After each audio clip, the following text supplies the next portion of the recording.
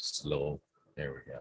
Okay. Hello, I'm Eagle Gardens 1 on Instagram, and this is fucking talking shit with Eagle, episode 582. Hopefully, you guys have had a great day. I know I sure have. I've got a great guest lined up for us tonight's around tour. Mark Leafyhill. How you doing, my friend? I'm glad you could come back and hang out and talk with me again. I'm doing excellent, Eagle. Thank you very much for having me on the show tonight. What's going on in Michigan other than the ice storm? Not a whole lot these winter months in northern Michigan, my friend. Things definitely slow down up here. Yeah, well, this time of year. I don't know if you remember, but I told you I grew up north of the Mitt, right? in Ontario, just north of in Sault Ste. Marie. So yeah, I know all about it many years ago. Good thing is I believe spring is in the air early this year. So I'm stoked about that. Well, I thought that yesterday, but then today, we had what I call the Michigan wind going on or whatever. It was freezing. So yeah, well, for relatively, I think we're gonna have an early spring too. But I'm so psyched to be back on, so I can share the news about my new endeavor with everyone.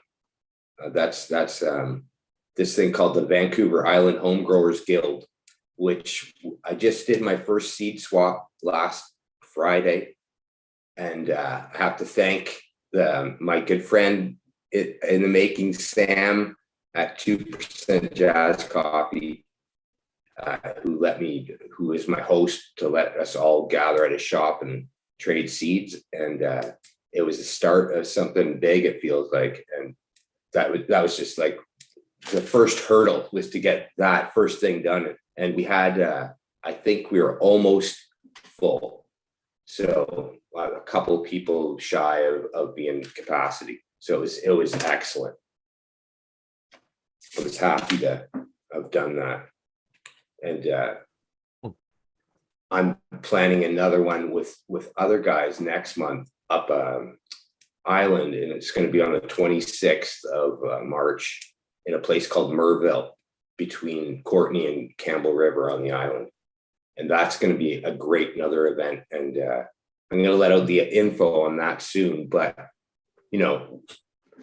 that I'll get on Instagram, Facebook and stuff like that when it happens. But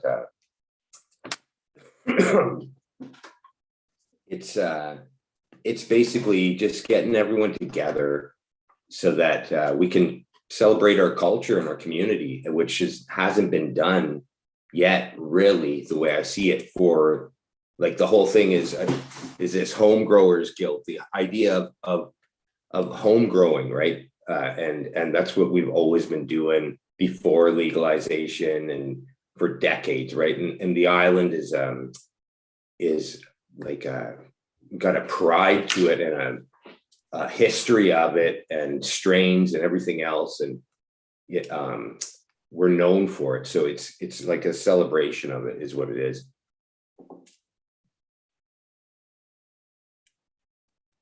Well, congratulations on almost, well, it sounds like I would say 100% success. I mean, if you're short just a few folks, yeah, that's 100% in my book for the first time. Yeah, congratulations on putting together a good event like that. Well, thank you very much, Eagle. It was, like I said, there was people behind the scenes for sure that helped me. And what it got me doing is I wanted something that would be memorable. And so I thought about like everyone, because there's a lot of people, we had people that had no seeds, and we had people with the $500 pack guys, right? And so we had a little bit of everything. And I just wanted to make sure that whatever level you were at, you were going to walk away with something, a seed or a great experience or some knowledge. So what we did was, I did the first one was I put on a talk about seeds and the importance of, and just to touch base on the basics of like, where seeds come from, and the sources we have nowadays, and how they're bred, the different, like just really basics, right? Of filial and selfing and revert, like just all the, reversing, inline breeding, yada, yada, yada, all that. And then touched a bit about propagation. And then basically focused on the importance of us as a group, and how that, like, they were the stars of the show. It was not me. I just got everyone together, and then the magic happened where the seed swap goes on, and you know what that's like. Everyone's just buzzing, going table to table and trading their goods and loving it. And that's really what the community was missing. And I knew that when after experiencing it in Vancouver at the Regenerative Conference. I thought in 2019, I left there thinking, geez, if the island needs this, like, we've got such a weed community here that it's like, it's been here forever. Like I keep saying, so it fit, and no one had done it yet, especially not for the home grower. So it all clicked, and I thought, I'm just going for it. And it was embraced. And so I think I'm with you. I feel 100% behind it already, and I'm just going to keep doing it. I'm not going to let anything stop me. So I feel kind of like how you must have felt when you figured out, I'm making the show and I'm doing it, and just whatever it is that pushes someone to do what they're doing. And so then it brought me to this, Eagle. This is the cool thing here. This is going to be our, I don't know if you can see that well, but this is the idea of having our own little cannabis cup on the island, right? Just to get our own, again, small and intimate, and it'll be this year just a small one, and you never know, it might grow into something huge. But this thing is, it was made by a friend of mine who I was boasting about last time with the clay pipe guy, and he and I collaborated, and we made this piece of art, and we're going to give it to the winner, and like the guild, once that happens. But that's part of it. And the first thing was, I thought, well, first things first, let's get through seeds and growing, and then we'll get to the harvest in the fall, and we'll do our first cup. That's pretty awesome. So I always find that like the events and seed swaps like that, it's almost like when you get there, it's like a scavenger hunt, pretty much. Is that what you see when people Absolutely. get there? 'Cause you don't know what's there, man. You gotta cover some ground and then maybe associate a little bit. I agree. And I told people that as I introduced it and did my speech first, I said, I think that you don't know, you might think, oh, must be those guys that have the real fire. But this guy next to you that you never expect, or this woman that just walked in, and who the heck is she? They might have something you've never, ever dreamt of getting. And that was, so I didn't even really get to it, because I just sort of accommodated from the side, answered questions, and I swapped with a few seeds. And that was okay with me, because I was there to get, like I say, just to bring the buzz to us all, because I've been there in that buzz, and I thought, I want to get that going, and I know some kind of magic beans are going to come my way through this whole thing. And sure enough, I got some stuff I'm pretty happy with, right? But it was kind of the idea, the feeling really, truly was just bringing everyone together and going, wow, this can work. This is what we need. And we need bigger events, and we need more of them. And because I don't know if you're familiar with Vancouver Island, but we're basically about the length of Michigan and about half as wide, right? So it's a big place. It's got lots of different people growing lots of different ways and lots of different spots. And so it has some ground to cover. And like I say, it's traditional Canadian grow country. So it's just a thing that is needed, and I'm really happy to have started this up, and I know I've got some support, and I'm just going to go with it. And like I said, next month, the next one, and then it's going to be like other events until we get to this cup, and just keep going and let it organically, as you say, like kind of unfold and become what it is what I'm trying to do without really forcing it anywhere, just letting it go.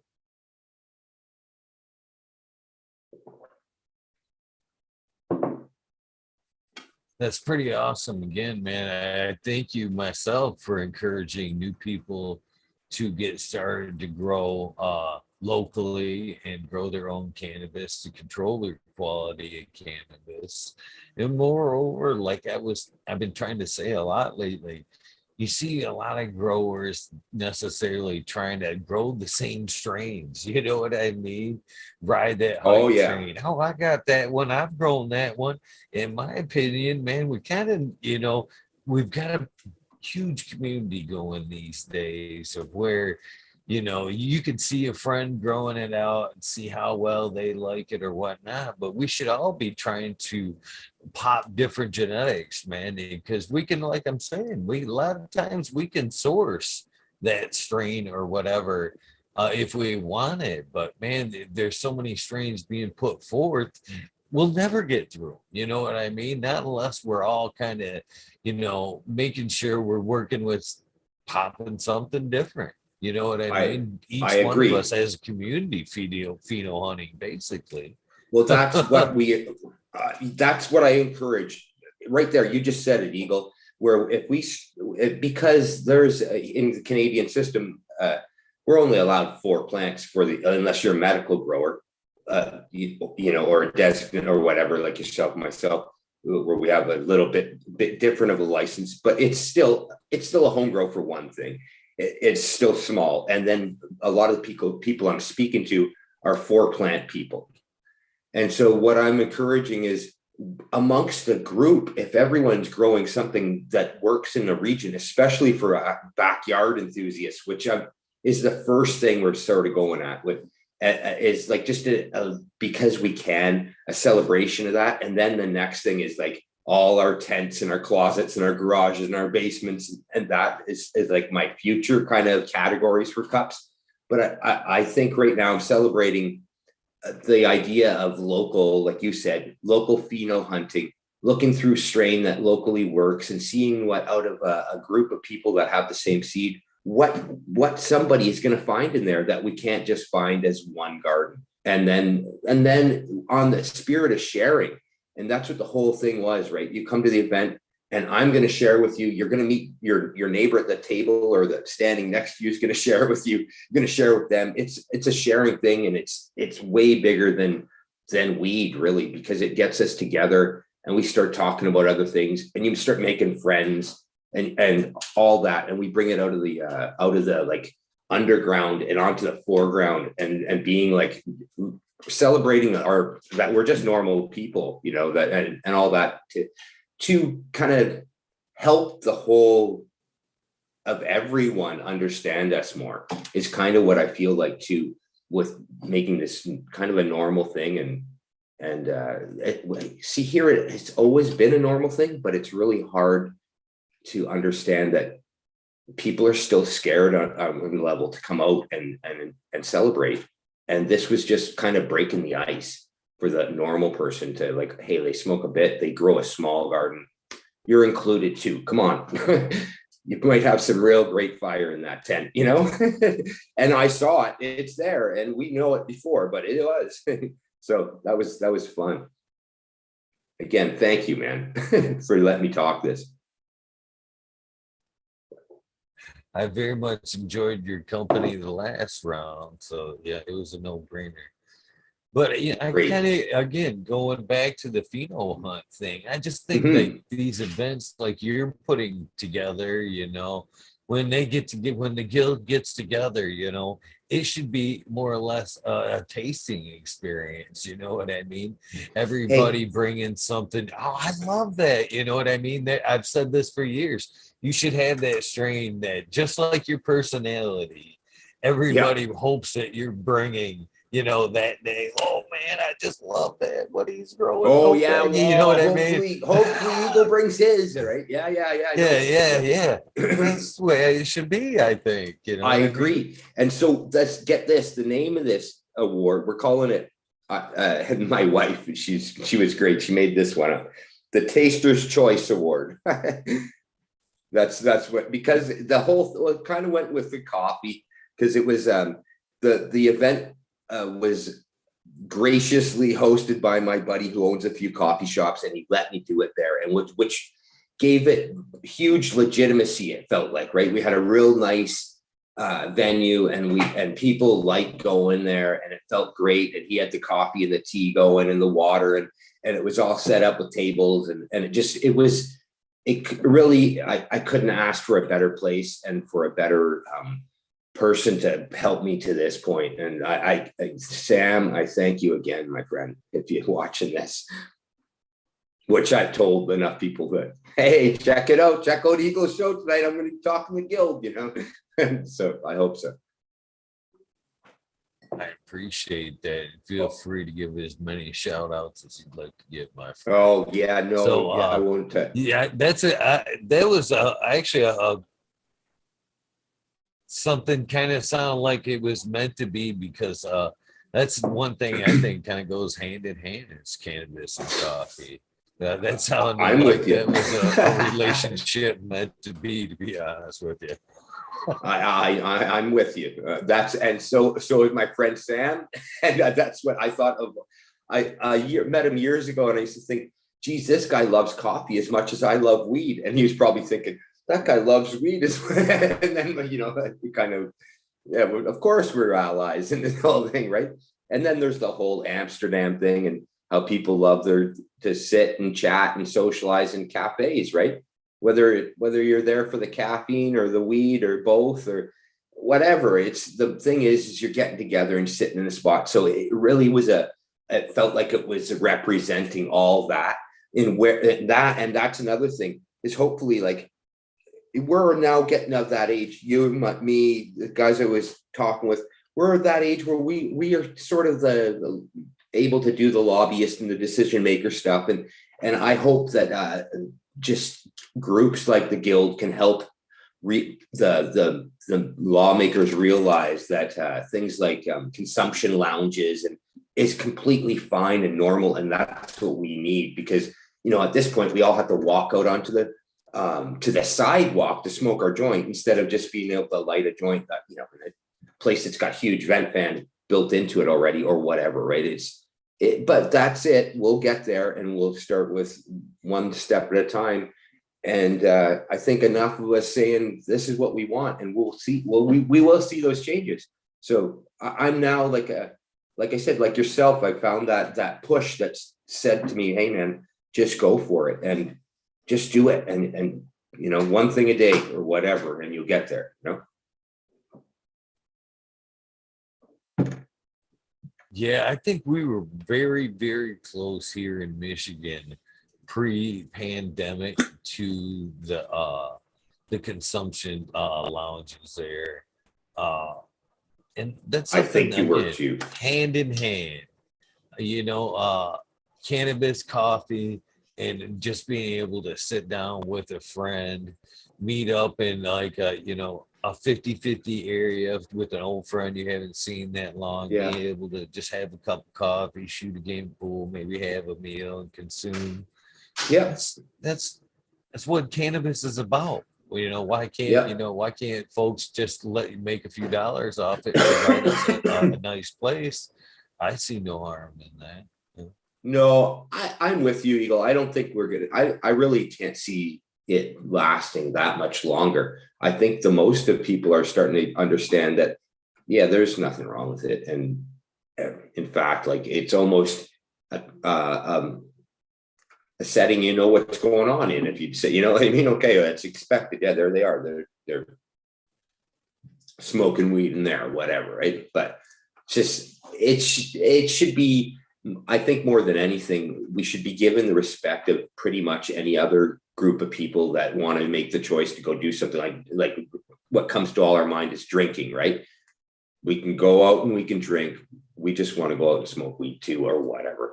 And I don't see it as a huge deal, but I do like the idea that as we kind of help morph that consciousness to move in that direction, it feels like each one of us, myself included, can make a little bit of a change, or like help make that change just by just talking about this, I guess, on this level. It's just bringing it there. So yeah, that's part of the guild. It's just trying to talk about these talks, have someone. Well, it actually makes me think something from way back. My wife used to say, you need like a group or something, man, because I'm so sick of you talking about weed. And now I'm like, yeah, years later, okay. Because so I'm finally making that group. If you know what I mean. You know, I do, and I appreciate the fact that you are finally putting it together, man. These communities need the push, to be honest with you. And there's just like Michigan, we have a nice community here, and I think it was based on these small events. We still do have a few like social clubs where local caregivers still, if you got the balls to go fucking table, can, table and provide to the patients. And I think that's awesome to be able, there's a vendor or a producer should be proud of that type of environment. You know what I mean? The consumer should be able to buy a fucking gram of your product, sit down in the lobby and try it before they make a major purchase or whatever. Yeah. Moreover, as somebody that grows cannabis, I fucking love watching people consume my cannabis. You know what I mean? Especially for the first time. Why wouldn't you, want to be involved in that? So that makes me think about the this taster's choice idea, right? Not just idea, it's going there. Like the thing is made. I'm like, it's going to be a thing. And how do you guys there pull an event together for like a cup? Is there like a set panel of judges and everyone gets a sample, and that day you're making a call, or like how do you guys do it? I know the Emerald Cup is huge and that's like a totally, but for a small event, how have you seen it done? Well, small events, usually judges are selected, usually somewhat by their merit. And then, yes, they're provided samples. And then there's a time span where you're allowed to judge those samples, which I think is fair. Me, myself, I've been lucky enough to judge for High Times a couple of times. And every time I did, I made each sample a day thing. So I never tried to rush more than one, made sure everything was clean in between. But yeah, so basically that is the way it used to be. But like I got an invitation for, I thought it was a clean invitation for like an old time High Times Cup the other day. And this is the second time I've seen this, where you can buy your own judge's kit. Anybody can buy a judge's kit. And then I'm like, it seems more like a gimmick than it has more merit to it. But I don't know. I'm open to hear your opinion on that. Now, maybe you can hear me out on the idea I'm going with. And because it's home growing again, and it's really small. And so I have a couple year plan on this thing, but for year one, a person in Canada can legally possess 1,000 grams recreational. So I figure, and we can legally give each other an ounce of weed, a gift. So that way, the one person who's a facilitator would be able to take, we'll use 30 as a nice number because 30 times 30 is 900. So it gives 100 gram leeway so the person can have their 100 rec during that time of facilitating. And then what I imagine is that all of the judges and the growers are the same. So you grow, you judge, but you put in your 30. The person will take the 30, and they cut it up into 30 samples, put it back in with numbers on a box. Everyone gets a box with 1 to 30 in it, and you get an advent calendar over Christmas month or whatever. It'll just happen to be that month, because we'll get everything going by November, have the December to smoke, and January we'll give out the award. And that way it's the growers that are the judges, and the facilitator won't be part of it. They'll just simply do that so they can't be biased or whatever.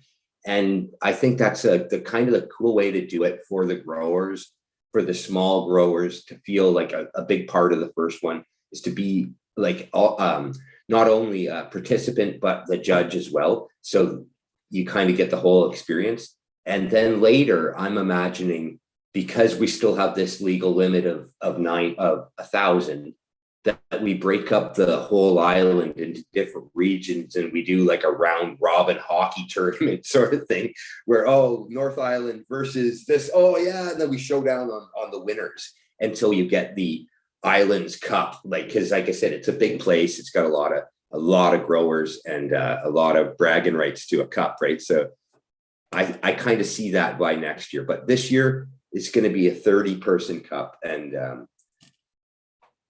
that's like anyone on the island or islands, because we have small islands that this encompasses too, guys. If you're listening, because we have what's called the Gulf Islands, and this brings us actually to a cool thing I wanted to say, and you've probably heard about it, like strains like Northern Lights, Pacific Northwest hash plant. Those are from the islands that I can look at just out there in the American Gulf Islands. Our Canadian Gulf Islands have their own strains too, right? Now, I was touching on this last time I was on the show, and that's another celebration here is we have like terroir and appellation, basically, because we have some strains that are going on 50 years old too. They're at least 45 or whatever, since the 70s, that people know about. Like this one, you've probably heard of it, Time Warp. It's a famous cut from the Gulf Islands, from Texada. It's all over the Big Island. It's all over all the little islands. And nowadays it's in like hybrid forms. It's often a cross or whatever. Makes a great cross because it's nice and mold resistant and all that. And then we got our shorter season, which is like the Mighty Might. I might have said that on the show before, but that's our little one. That's the one I'm always had the soft spot for. I love it. And it's again, it's a little short indica kind of thing, but like, maybe some ruderalis in there at some point or whatever, but it's acclimatized to our region. It's hard to find now, but it's part of our history. Like it's around, it's in strains. And I just want this whole thing to be a celebration of that, because this is where we live, right? And people like, I just think everyone kind of loves that at some level they know about that old history that we have with it. And it is kind of like one of these Humboldts or Mendos or Trinity, like, Trinity or Southern Oregon, or it's Vancouver Island, and it's the Gulf Islands. It's always been a spot, like just like the rest of them, just like the north one, I guess. And the Kootenays here in BC, that's another. Okanagan, another. We've just got regions, we got spots too. So that's what this thing's all about.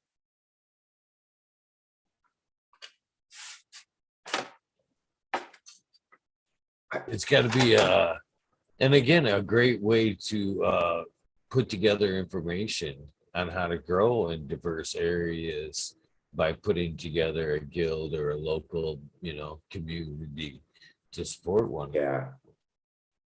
Yeah, like I said, I did the first talk, and it was simple, and it was all about like, let's just get together and get this thing going. And now my intention is to get other talkers, other speakers to come to our event, and maybe not an overwhelming amount, but I really like the idea of having a couple of speakers and some music and some food trucks and a couple smokes and a talk with your friend, and then like an afternoon, like into the evening, but not too big, just the right size events, and nothing overwhelming, but going away with a bit of it all. So you get some education, you get some socialization, and you get like to see what's new. And And I don't know, that would, for me, that's what I've been dreaming of, and what I've been missing for a long time. And I knew it was just like under the surface on this island and these islands. And so now I'm just thinking, well, I'm just gonna be that guy that scratches at the surface till we get it out of here, because I know it's here. So yeah, I'm so, after the first event, I absolutely know the next one's gonna even be better. Yeah. Pretty respectable, my friend. Pretty respectable. Thank you, Eagle. I So just, oh, you go ahead, please.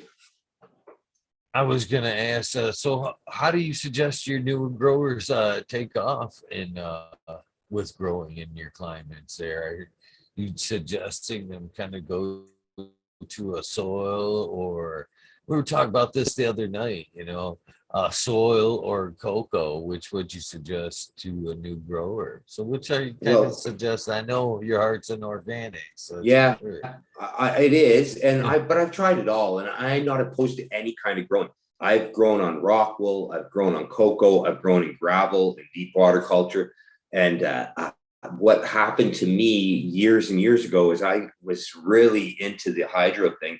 I think it's amazing still. I love playing around with it. Like the idea, it was always like Lego for adults, sort of, to me. I thought, it's got all this stuff, it's moving, it's going. And then I got pythium, or some kind of rot on my roots from temperature fluctuations, and the old peat-based dirt plants, just, that's what I call it, dirt. It's not, it's organic too. It's soilless, but it has a medium, it has that sponge. They really, really were easy to grow. And I think that's where I tell people to start, is just kind of keep it like your house plants in the beginning. And then you can experiment with cocoa, with whatever else you want to go to. But if you get a good, just a good basis of the basics in horticulture, which is like, I've heard it said before, like it is what it is. It still has the same needs, whether it's whatever system. You still need a good light, you still need good airflow, you need water, and you need support, right? So it's, once you dial in that, you'll be able to take it whatever way that suits your own personal space and lifestyle. But I encourage for outdoor to just look around, get into the bed. The bigger the medium, or the bigger the root ball, the more forgiving it all seems to be, with the less need for interference by yourself. So a nice bed with a bit of top feed of organic seems to go a real long way for a beginner without messing up much. That's in outdoor. And I think that might be in indoor too, but I'm like you, I can see in the background. I like my pots. I like my little containers. I like to move things around. I like to clean them up. I like to get them, move. Like, it's a big thing for me. I use stakes. I don't use the scrog thing. I use bamboo stakes, and I stake up my branches in all the different ways.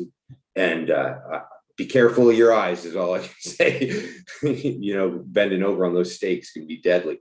But I think that I would tell people to start simple, and then maybe go to cocoa if you're going to slide into the more of the hydroponics, because it sort of acts a lot like, it looks like it for one thing, and it does act similar to a peat base. But again, it's all a preference of where you're at, what you want. But I think for beginners, I do say potting mix. And I can see it behind you why I say it. You can move them around, you can just do all that stuff with them. I agree totally. That was my same opinion the other night. I'm glad to hear we kind of fell on the same page there. As far Yeah, as like the great. pots go, let me ask you this. Talk about stress a lot, but that's one other factor I like about the pots there, not the scrog, is the stress later on in flower when the plants actually start to get heavy and drop a little bit before they're staked. I Yeah. think that there's a lot to be said there about that stress for terpene profile, trichome productions late in flower, much less a fattening, ripening bud as well. So, do you find any pluses like that as well as I agree for with this you. type of Yeah. growing style? Yeah, no, it's really similar to what I do. I can just do it the little bit I can see. I'm like, oh yeah, we're on the same page there. That's very, very similar to home. And I would think that, yeah, you get the varieties that don't flop as much, and you get the ones that do, and then you start to learn like, well, me sometimes depending on how tight traditionally call it a table. It's because it's always in BC. Everything's on a 4x8 table with 2,000 watts over it in the old days, right? So I just call it a table, or a square is like a 4x4. I'll call it one square. And depending on the variety and how tight it grows, how long you grow it, it will need less or more staking or scrogging or whatever you're choosing to do. And I've really found, and I guess I'm definitely not the first person to say this, but those old high THC ones will get floppy sometimes. You will notice your favorites are like the ones that need the most help, but that's it's a trade off. And then I'll find some of those ones that it looks gorgeous, but it's like it's a built-in stake on some of those ones, where I think that they might be a little hemp related or something because they're so strong in the structure. But so it all depends what you grow and how tight you grow it, how long you veg it. And I guess the stress comes in for me. The biggest benefit to the bucket is that bolting. When the bucket is like, it really doesn't like the bucket anymore, but it seems to a lot of strains seem to go through a tightening and there's something about it where the plant with the bigger medium, the bigger feet, I call it, it'll just stretch and stretch, and it doesn't get like it's got an airier flower or whatever. And the bucket stress, I kind of like it. And I know a lot of people like to grow straight into the ground in that, but I think this is a hard place to grow because the rain comes early. So if there's any trick you can do to try to help those plants get finished faster without going out there and pulling the tarp, like that's the number one thing is you can do is just get out there, pull the tarp, and get it done with before you have to wait for it. But if you haven't, then it does make a lot of sense in my mind to put it in a pail, or experiment with that before you make a judgment on it, is what I say too.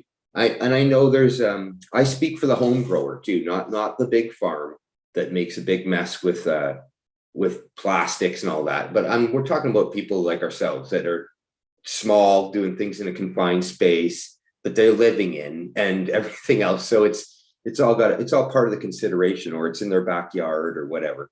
And I just think that be realistic and try to make the changes that you can do things for the long go without replacing stuff all the time, whatever that is. And just, that's my kind of take on regenerative for the home grower on the smallest scale, in the smallest tent is you can just try to do the least amount that you have to get to that same bud. And I guess that's again different for everyone, but we're all to make our own call on that. And I think you just kind of go with what's working, and what you can afford is a big thing too. Is what I always tell people: start with where you're at and just keep trying to get better at things. I don't know if that made any sense, Eagle. Yes, tons. Okay. And I agree. Empires are built like that. I built my business like that. One job at a time, one tool at a time. Garden should be built like that as well. Start simple. You're doing the basics. Implement one thing at a time. Learn and pick up things as you go. Yeah. I completely agree. Yeah. If I remember right, as you were talking about the tightening of the roots and working the pots there, you're a fan Mhm. of the dry back, right? I Yeah. remember Remember we were when talking that. Yeah. See, I you went back I to, remember the look on your face when I said hadn't used it. You were like, dude, you gotta get into this, man. So let's talk yeah. about that a little bit. When and how are you using dry back in the indoor type environments? Is it mainly just in the flower that it's a plus, or is it something you implement And all through? now, yeah, it's something I think about a little too much too. But I think that has to be implemented all through, and definitely veg. I used to think that, geez, veg, like this was my rule of my school of thought. I learned how to grow outside and then replicated what I was doing outside inside. That's how it was for me in the early 90s. I was out in the mountains, and I would or the hills in one area, smaller hills, and they would you'd go and you'd have to leave the plants for 2 weeks, and then you'd go back to them, right? So you set up conditions that you would soak the crap out of them and then just let it dry back, and try to time it by like watching a plant at home, right? You'd watch a tomato or something and you'd be like, ooh, okay, she needs water. The ones up on the hill need water now. And you go and you get it, try to just time it just right. So then I noted that in the spring, the soil is naturally, especially places like Michigan, right? We got snow, we got all that, and here on the island, we got tons of rain, right, all winter, and snow in the hills. So we got a lot of moisture, and so the spring is wet, and so that can, if you look at it, it's kind of, the ground is kind of wet almost until, well, now with this, I think there's a bit of climate change going on, but traditionally you could kind of count on the ground being wet enough through June and part of July without doing much effort after you plugged them in. If you're going straight in the ground, that's not in the bucket, but this is going to relate to the buckets. So, and then I noticed that they would dry right out in August. And when the plant got bigger, oh crap, the ground is dry. Now they need more water. I got to go more often. I got to give more water.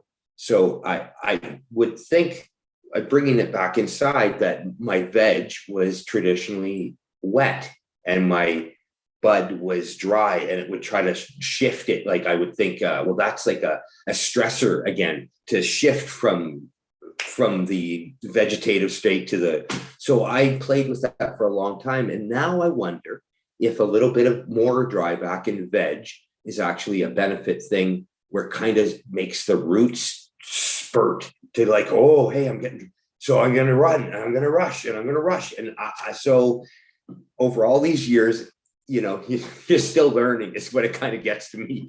And I'd like to hear your take on it too, because I'm still learning. And that's a great thing about the guild, though, is what this is exactly what I want on a local level is what we're doing right now.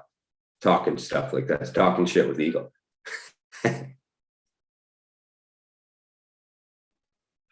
I think it all throughout, it's a great idea. I kind of use it a little bit without ever noting it, and kind of till I'm talking to you now for like up pot reasons.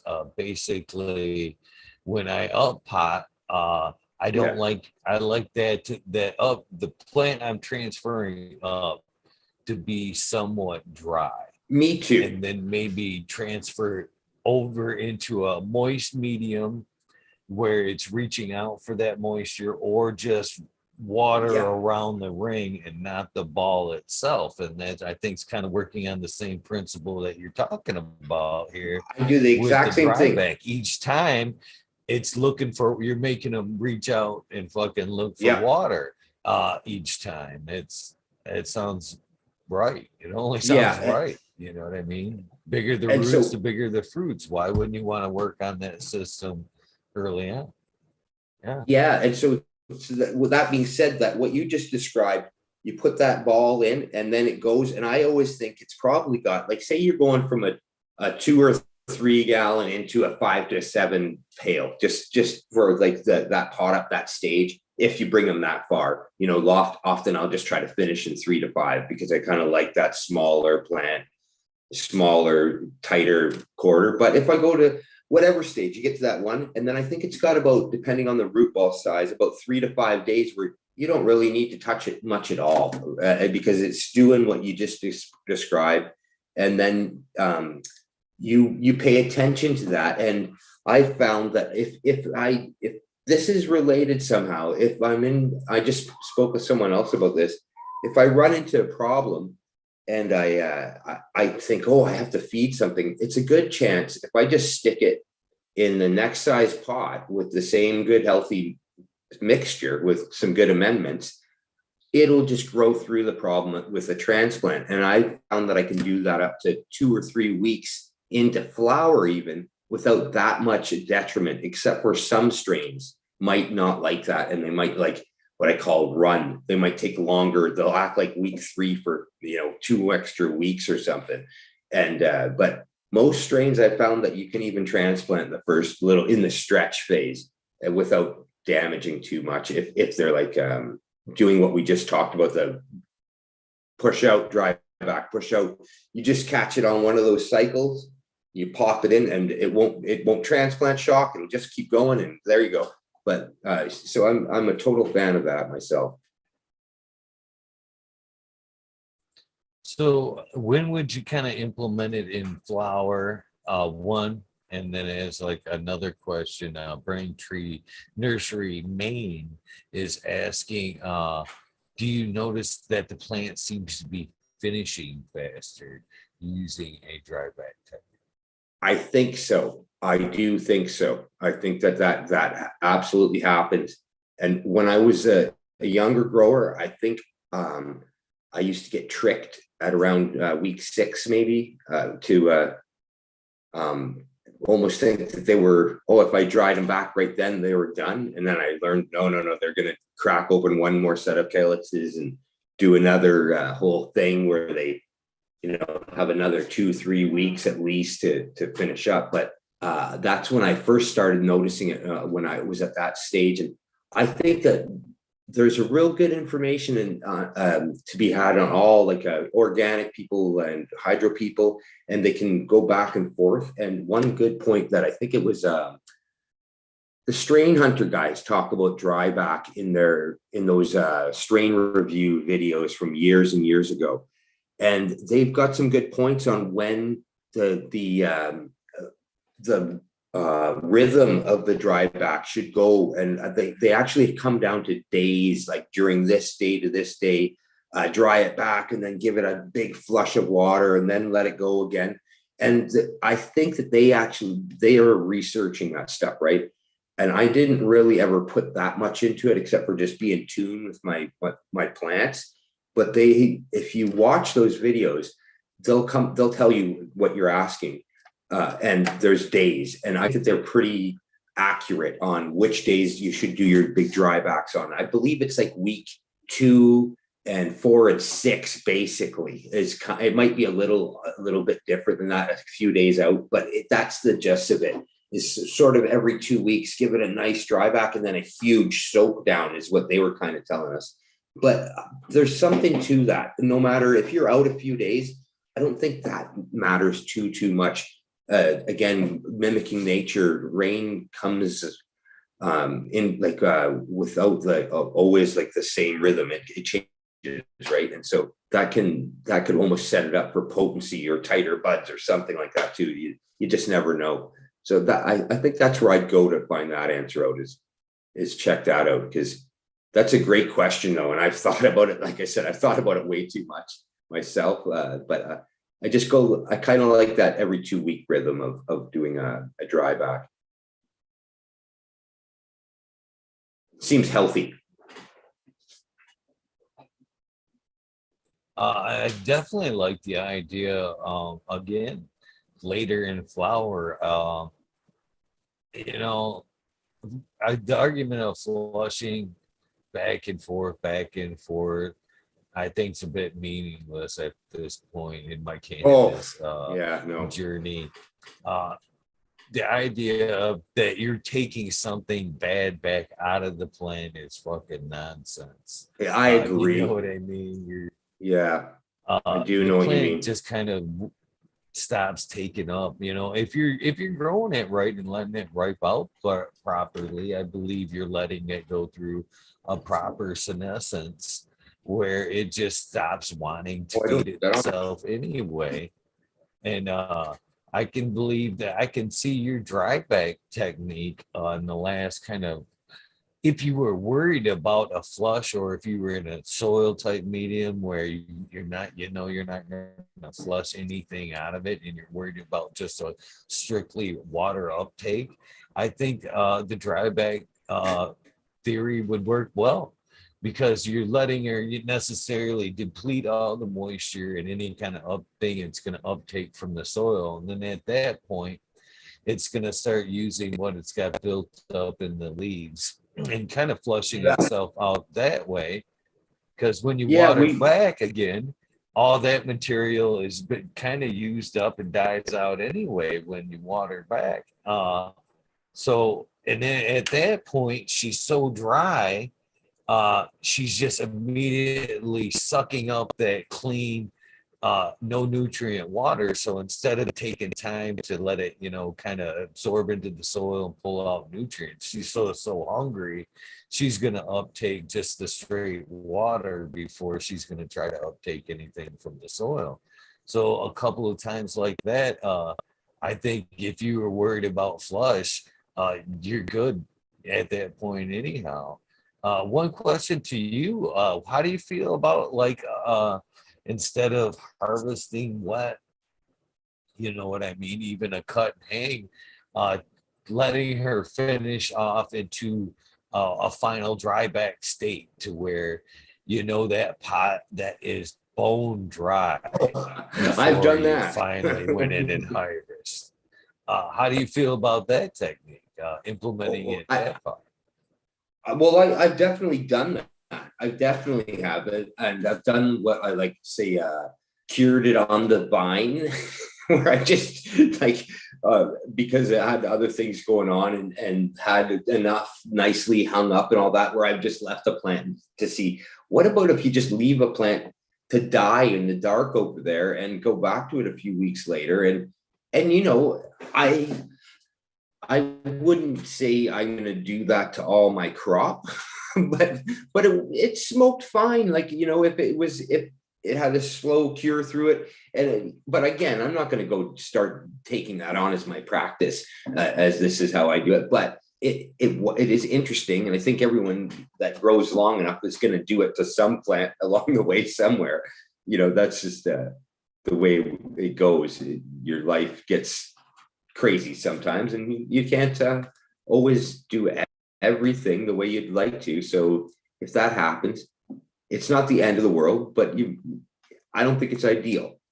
But it does work. I've seen it. All the leaves flop down this way and they dry up, and yeah. But I think that one thing, last point about the dryback before I forget, is when in that cycle of dryback, even if you're water only, right?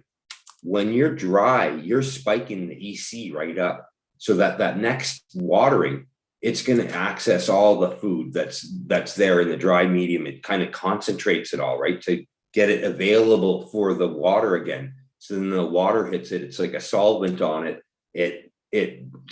It pulls, and it eventually does what you're saying. It eats up any excess, and we can witness that through the fade on the leaves, because we can see it. Oh yeah, it's like a reflection of what's going on in the dirt, is my opinion, but it's just from observation. I don't know. Seems to be on the same page as what you're saying. Yeah. And again, the plant is so resilient. I think these days we kind of, too many people split hairs on techniques and Oh, necessarily facts. You know what I mean? I Uh, do. Just Oh again, yeah. this is my feeling. Just because and again, I was thinking about this today, to be honest with you, why some people may or may not take notes on some of the things they pick up in the garden. You know what I mean? As far as repeatable evidence, taking notes and stuff like that. I think, and this is my assumption today, as I've thought about it today. I think some of this, and I'm not even going to use the term, I turned to call it as a term I picked up from the mycology world, citizen science. Uh, some of the stuff that we pick up and start implementing in our garden, the first time we kind of implement it, we'd see some results. We just kind of maybe take off with it at some point and kind of repeat doing it. And I think at some point, rather than take notes or have that aha moment, it just makes that much sense, or it works that well that we just assume that somebody else has already caught on to what we're doing, or you know what I mean? Oh It's yeah. like, I can't be the one to discover that have discovered this, but yet applying it to cannabis or whatever, yes, you could be the first one to kind of implement Yeah. a technique without it necessarily having some credibility, or you know what I'm saying? I Oh think yeah. there's a Yeah. lot of weight to what we're doing.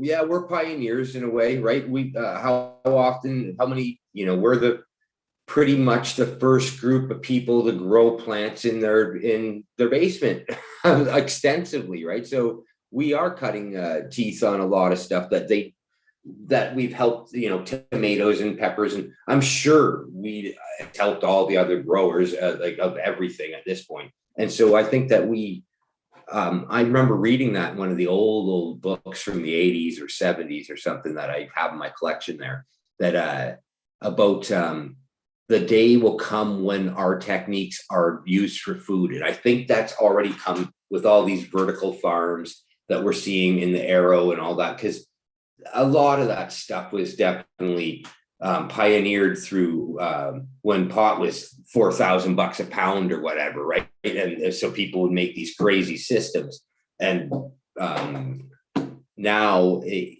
being, dirt cheap comparably, I don't think there's as many crazy systems. I think a lot of people like that dirt approach, but for their ease of assurance of getting the crop off. But yeah. Hey, Eagle, I'm sorry, but I gotta go and get some water. It's only right there, so I'm just gonna take 1 second. Oh, no I should have had it worries. here, Go right and I'm ahead. sorry, everyone. I just should have had it here at the table, but I'm gonna grab the water. So No, 1 sec. no, yes, no Okay. worries. Cheers, Yeah. everybody in chat. Well, Still here. hey, I'm gonna grab the rolling papers too, everyone. I forgot those. Please do. Yeah. Cheers, everybody. Stony Creek, Detroit River, right? Of course, my big girl, Lexi, a lovely girl. Burning Tree, Nursery, Maine, of course, Johnny Canis Seed, Helly Doc, Gene Seaman, Sunny Chica 209, Island Cultivars. How you doing? Nice to see you, and welcome to the show. Gorski, what to expect there. Strong Style Organics. Nice to see you. Loyalty Organics. Cheers, my friend. How you doing tonight, Ty? What we got rolling in chat here? David St. Louis. Nice to see you, my friend. Hey, Dr. cool. Lee, Sounds like we got some Libby. people on there. Yeah, we got quite a few watching, man. Right on. I don't have Yeah. that on. I just have an iPad doing this, and so I don't have the comments. So, but again, I think I'm going to be on more of these things, Eagle. I have a blast on this kind of thing, and doing the first talk. Like, I was nervous, to tell you the truth. Tell anyone that was watching.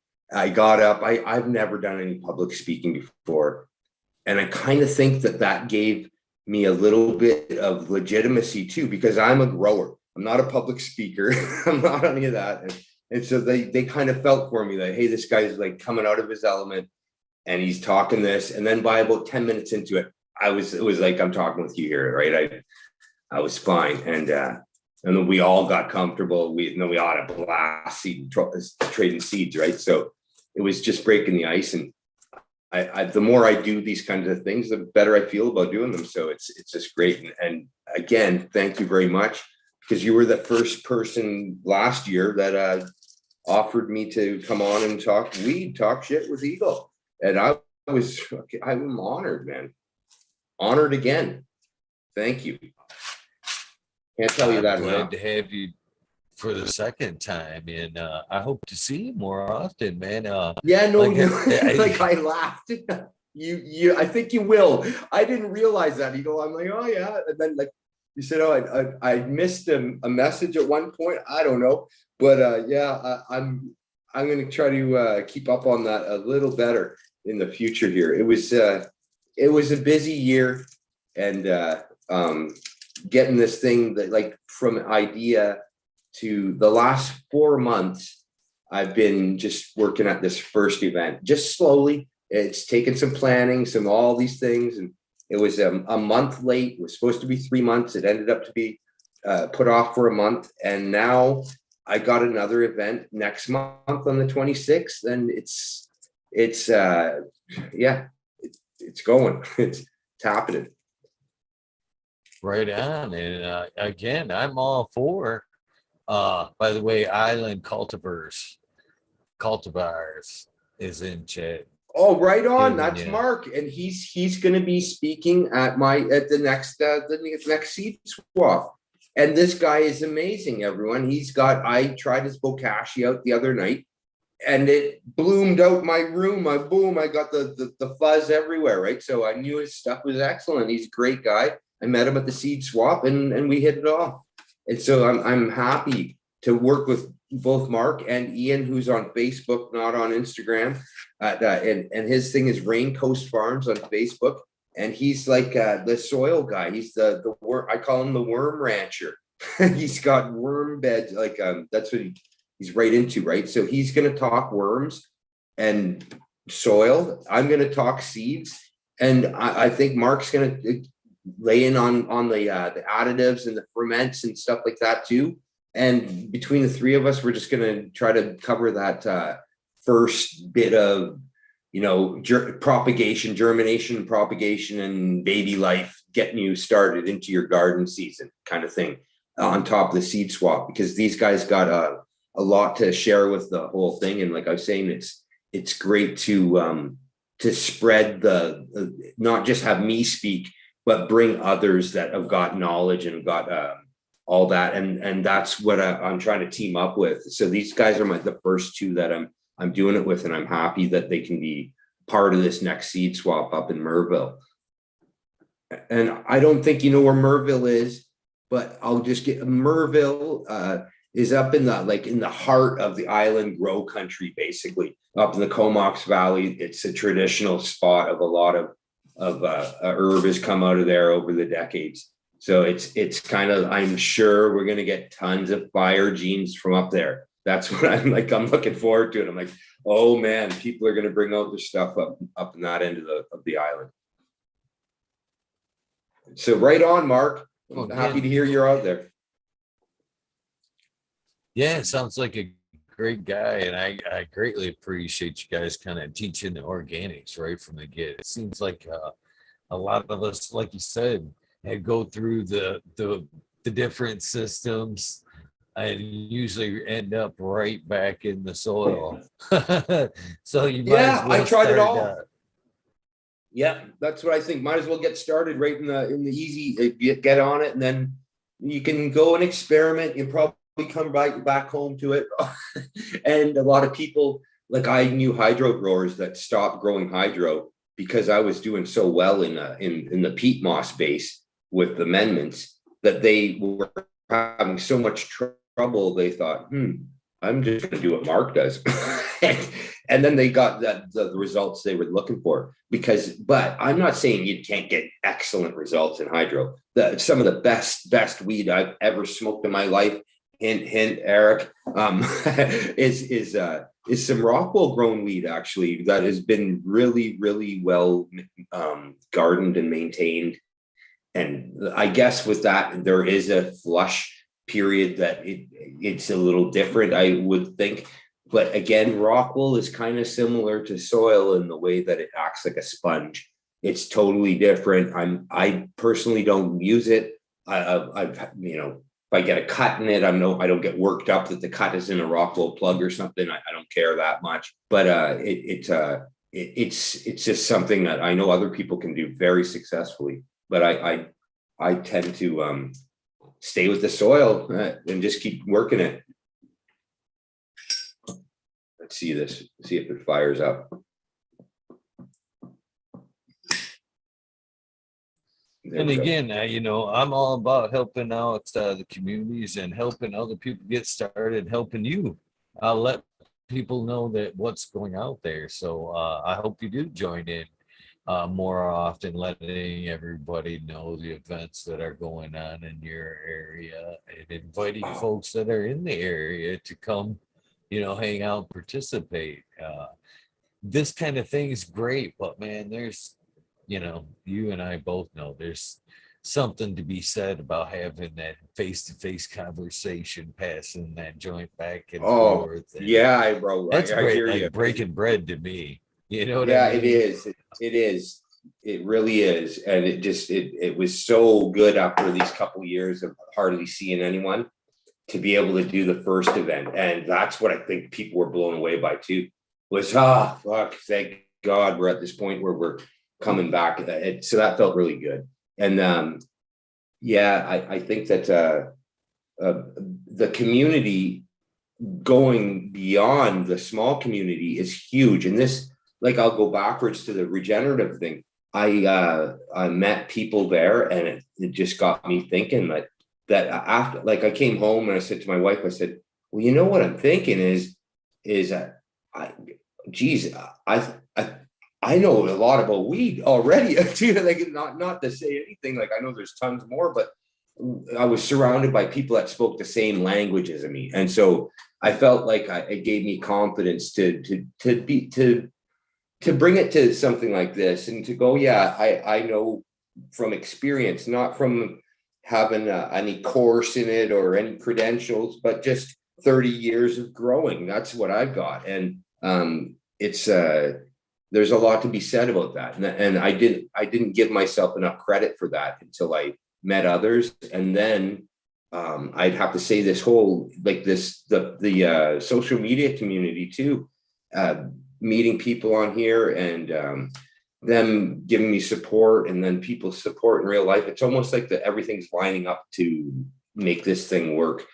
Like, I'm going to say it, Kevin wearing my shirt the other day blew me away on there. It was just fun to see, and him sending me a shirt and some seeds. I was just like, oh man, this is what this whole thing's about. And it's the sharing, the community, the friends you're going to make. I know when I get to Michigan, I know who I'm calling up. You know what I'm saying? You're ever on the island, you know who you're calling. It's just that, like, that's it now. That's what this is, an extension of. So it might be like, oh yeah, this is the island guild, and this is this area's farm thing, but in a big way, we're all reaching out to each other. And you know that anywhere you go, you're going to have someone to get together and feel at home. Almost is kind of like, again, that goes to the Home Growers Guild too, because I want people to remember that this isn't about that big, huge warehouse or that big, huge farm. And those are great and those are fun and they're great to watch for us little guys and to learn from. But this is about our little, like what I'm seeing right behind you. It's celebrating that. It's celebrating my backyard. And I really know a lot of the people here on the island are 100% with me. And so it's just, they're just waiting for these events now. And I want to tip my hat to that gentleman too, Mr. Joe Dream, man. I have a lot of respect for that cat. People's opinion race way. Likewise. My in particular opinion is very high for Kevin. Me too. nothing but nice to me. And as far as I can see, he's got nothing but love for the small guy, the little grows, people just starting out, and he likes to help the small folks, the cannabis community projects and stuff like that. He's not one Oh to yeah, sway away. He likes to donate his time, and that's hugely respectable for in my book. yeah. Also likewise, and for me, I don't make a judge on anyone except for what they are to me, and the man has showed me nothing but respect. And so and what I think is when I heard about him giving away 1 million CBD cuts, that just made me realize, wow, what a real solid human being to spread that kind of medicine, that kind of love at that point when he was giving out that was years ago. I heard that and thought, huh, these kind of people that's what we need as representatives for us. And I have a big respect for that, and it comes in all walks of life, and sometimes it surprises you where you're going to find the most empathy and kindness and all these things, right? And that's, I start to think about the people that really need something. If you're giving, that says tons. I believe Mr. Shit Show Grows in chat All would right, like me to shit say show. hi to you. Awesome. I met him at my event. He had some fire in the jar. I'll tell that. Oh man, I'm still like, damn, that whatever that was. Oh, that purple one that I was smelling. Yeah. Yeah, that's like I was saying, Eagle. We got some really high end stuff out of these little our little grows on the island, and we always have. And it's just it's part of our thing. And we got great strains. We've had great strains forever. We've got like flagship things and cuts that go and come and go, and they'll be popular and then they're gone and all that. And then there's like I kept going back to the Time Warps and the Mighty Mites that make this place what it is for in my mind. But they're they're not so much in the tent. Those are the outdoors, but we got it all. We got like shit shows. I tell you that just got me thinking. Oh, I got to do some nice indoor like that, or some of that kind of whatever that was, some tuna melter. I can't remember what he called it, but damn, it was fucking nice. Great to hear these guys coming out and saying that on here too, because I really hoped we'd get some people listening to me about the guild, about the next event, guys, and about the future ones, about the cup, about just knowing that this is serious and we're doing it and it's going to be fun. I can't wait to give that away to whoever. Like, I really think somebody's going to be loving this thing on their shelf and having that feeling for years of, yeah, I got this, the chalice. It's just a small thing. I wanted it to be small and not be overwhelming in your house or whatever, but be a meaningful keepsake. And that's what Eric from Clay Rations, the pipe maker, has donated to the cause. It was really kind of him.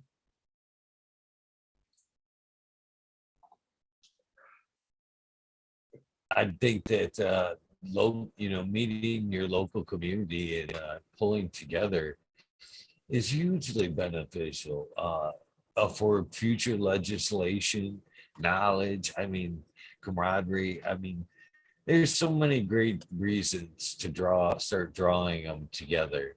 Like you said, the time of hanging our head low and being ashamed of cultivating in our closets is Yeah, needs to be over. whatever, right? Moreover, well, I talk about this a lot, and I really am very adamant about this. Is you know, the growing or the using cannabis side of things is spectacular. You know what I mean? I love consumption of cannabis in all Yeah. forms, all ways, but there's really so much merit to the cultivation side of cannabis and just cultivation in general, to be honest with you. uh has so much weight as far as medicine for the person as well. Uh, souls, soul healing, to be honest with you. Oh, And once you kind of, like I said, get into the soil, you kind of find your place in the grand scheme of your place on earth here and your environment and everything else. You kind of learn that you should take your stewardship of your place on this earth a little bit more serious. And so there's huge reasons other than just the consumption of cannabis to get people growing. You know what I mean? oh yeah. I'm a huge advocate. It's I call it always the gateway to gardening, right? Like it was for me. I didn't start growing other things first. Now I've got a yard full of like plants, of trees, of yeah. I don't have enough room for many more berries and this and that, and like it's just gone crazy, right? Bonsai trees. I was telling you that before, and that's where that whole like our container. You and I are both basically bonsai growers, in the way I see it, because we're bonsai means like it's container grown, or to grow a tree in a pot, right? And so we grow in pots, and basically all the same techniques are there in bonsai. So it's an old ancient art form that we're just still practicing on a different different plant, and or one particular plant, but it still gets us into that what you said, that spiritual, like just the act of gardening, the act of consuming, they all kind of lead to that idea of, geez, there's something more to this whole thing than what meets the eye. And it's big. Whether you have a 2x2 tent, which I saw a great picture today of just the smallest thing, and I'm like, wow, look at that. Like someone at that level still cranking out the beautiful buds, right? Or you've got like a yard full of it, or a basement full of it, or whatever. The home growing is so wide and so kind of wonderful for that spirituality thing, I think. But because the one thing that comes to mind is, it doesn't matter if you have 4, if you have a whole bunch. If you love something, you're loving that plant, and you're still practicing that. So the small garden's just as important as the big one, as anything. And that person can know just as much as someone with hundreds of them, right? We can get a more intimate relationship, in a way, is what I've kind of come to realize that the limited number brings you to. But I might be getting Right. stoned now, going on and on. So please, yeah, what are you smoking, Eagle? I'm not yet. I need to, brother. And then when I Do am your done dab, do your rolling, thing. Yeah, do your thing, man. Yeah. it is some primal silverback times primal for Med Grower 1 is Oh, what I will nice, be nice. smoking now. I But I'm currently smoking on a chunk of this thing. You see that? I'm jealous. Oh, that's a nice one, isn't that nice? But this little one here, Yeah. this is that's the nicer one, that's that small, right? You know what I mean? The one that you keep going back to and back to. This is what I'm smoking right now. It's hash out of the yard, and that's what I like to do is make a lot of the outdoor just straight into my hash, because it outdoors, depending on your spot. My yard is a bit shady, but I still pull off some nice nugs that, this batch, I would like a little more frost, but the flavor and the terps are so nice, that, and the experience of the buzz, that I'm still, what is it now, February, and I'm still enjoying it, right? I'm just changing between plants, but it's outside work, but it's decent. It's got that nice density to it. It's got a really almost like a skunky beer, like a a piney, but with citrus, kind of like a lime peel kind of thing going on to it. It's a real, takes you by the nose a bit. It's unique, but we've all smelt it before, kind of terp. And there was a cut around here called Nukin. I don't know if that's over in the States too. It was a BC thing. You haven't heard of Nukin? But it was around 10 years ago. It was a popular one, and I just had it, and I got pollen out of seed swap in the one in Vancouver, and I put pollen, and that was the only plant that the pollen worked on. And this was the seed of that pollen. So it was kind of fun to another story from a seed swap, I mean, one of these, because those are always, that's a fun thing to give out too, is what I realize is, hey, you never know what you're going to get when you give out, your pollen. You're not giving out the whole package that way. Here you go, see what you can make of this. Oh, But man, I like I'm that. kind of swimming in pollen lately. Are you, like, you get lots of it? Yeah. Do you do FEMS? Make seeds?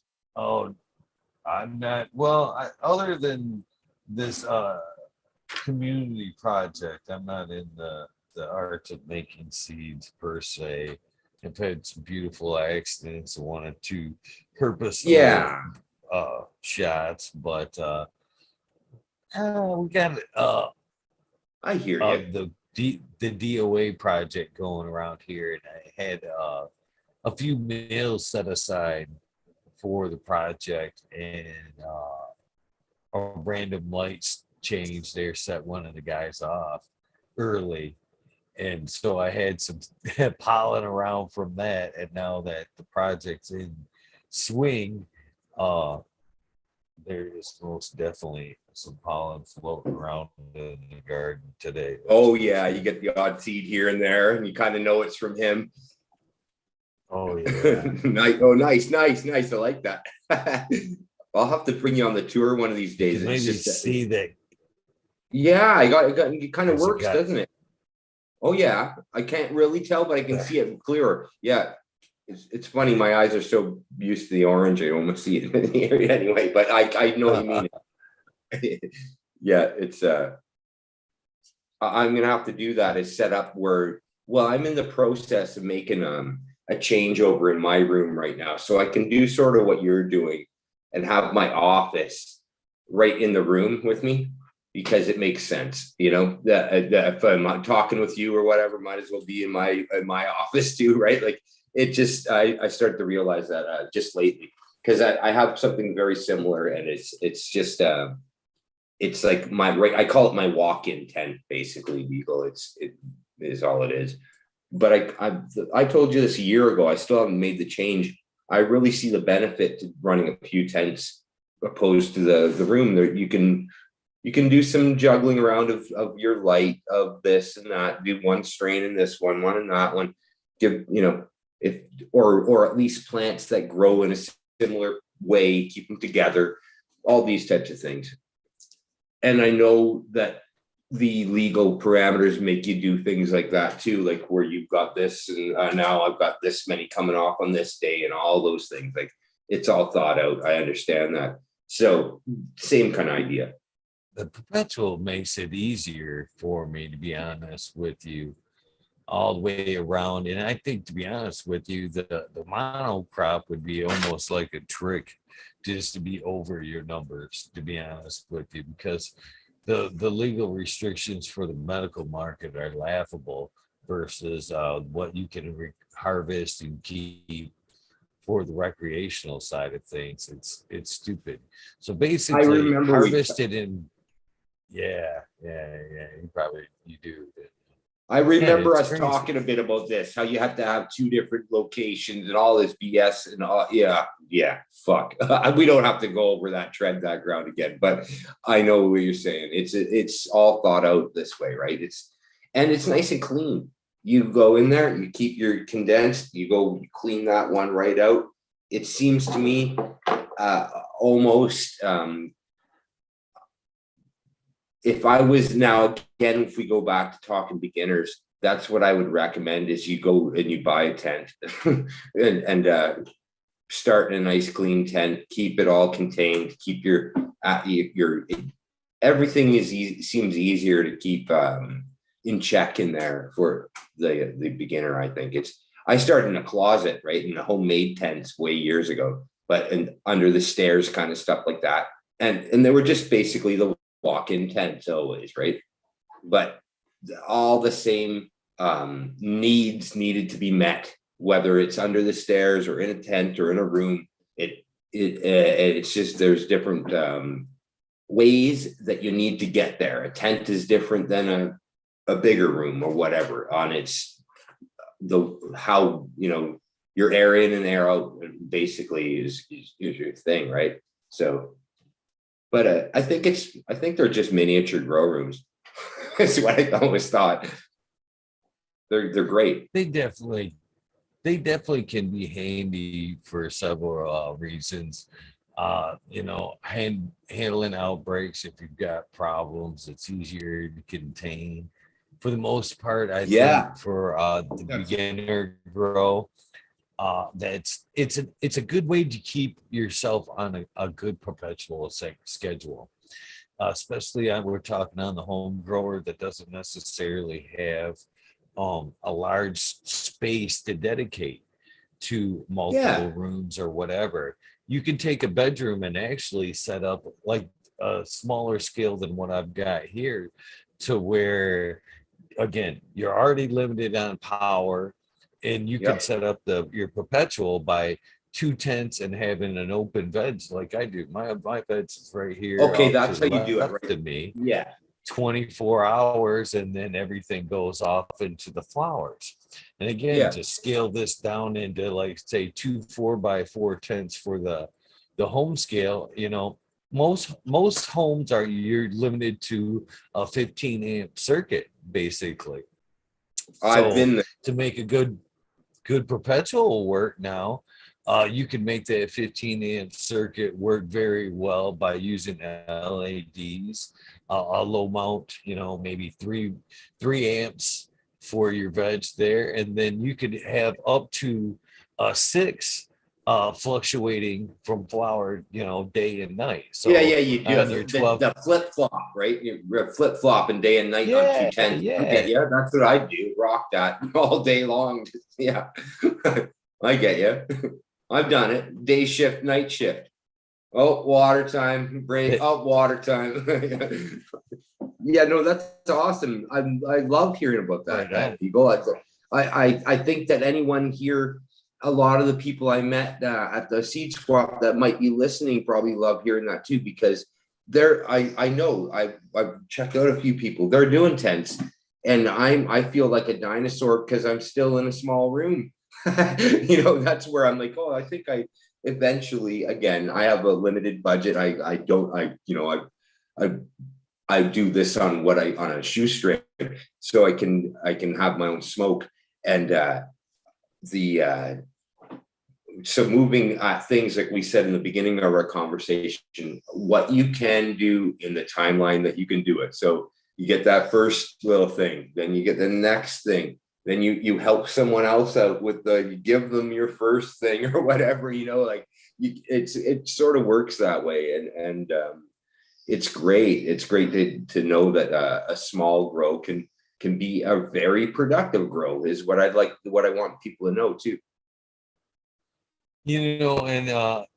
Back when I first started in the tents, all my hashtags honestly were tent stuff. Yeah, on like every hashtag, they were a means to make things happen, but that was before the good flip in the LEDs. You know what I mean? Back when I was still implementing tents, we're talking about like Mars 2 lights and shit like that. Oh yeah, hot. Yeah. You weren't even thinking about putting up things in a tent.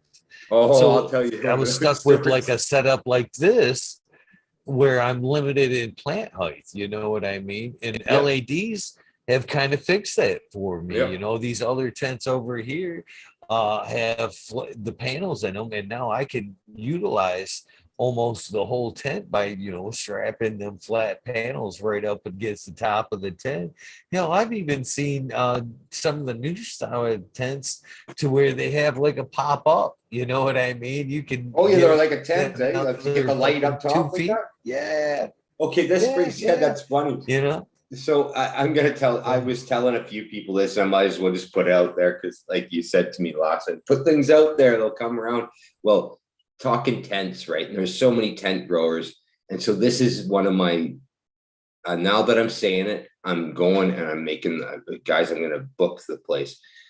I'm gonna have a summer thing for the guild where because Vancouver Island, like I said, I don't know if you know the island. We got some of the biggest trees on the planet, some of the best places to go camping and to hang out and enjoy outdoor life, right? We got rivers, we got ocean, we got mountains. It's all here. We have big, beautiful, beautiful trees, kind of like Northern California, right? We're in the same sort of environment. And so celebrating the tents and the fact that people we camp out in tents. I'm going to have this celebration of tents and we're going to do a camping event and we're going to go and get a campground booked, like a private one where we can just get baked and talk weed like this all night, the group of us. And, you know, you want to bring seeds to swap again or whatever you want to swap, bring it. We can swap buds. We can swap seeds. We can just shoot the shit. We can have a barbecue. We spend the night. By the morning, after we wake up, make breakfast together, we're all going to be better friends than we were the day before, even, you know, because a lot of this is bringing people that don't know all that much about each other together. Because I was amazed that I had old friends that surprised me and showed up, but I also met more friends than I did have old friends, and that's kind of what I want to bring this summer too, and just have that party, have that fun. And so that's the next thing is the tent out.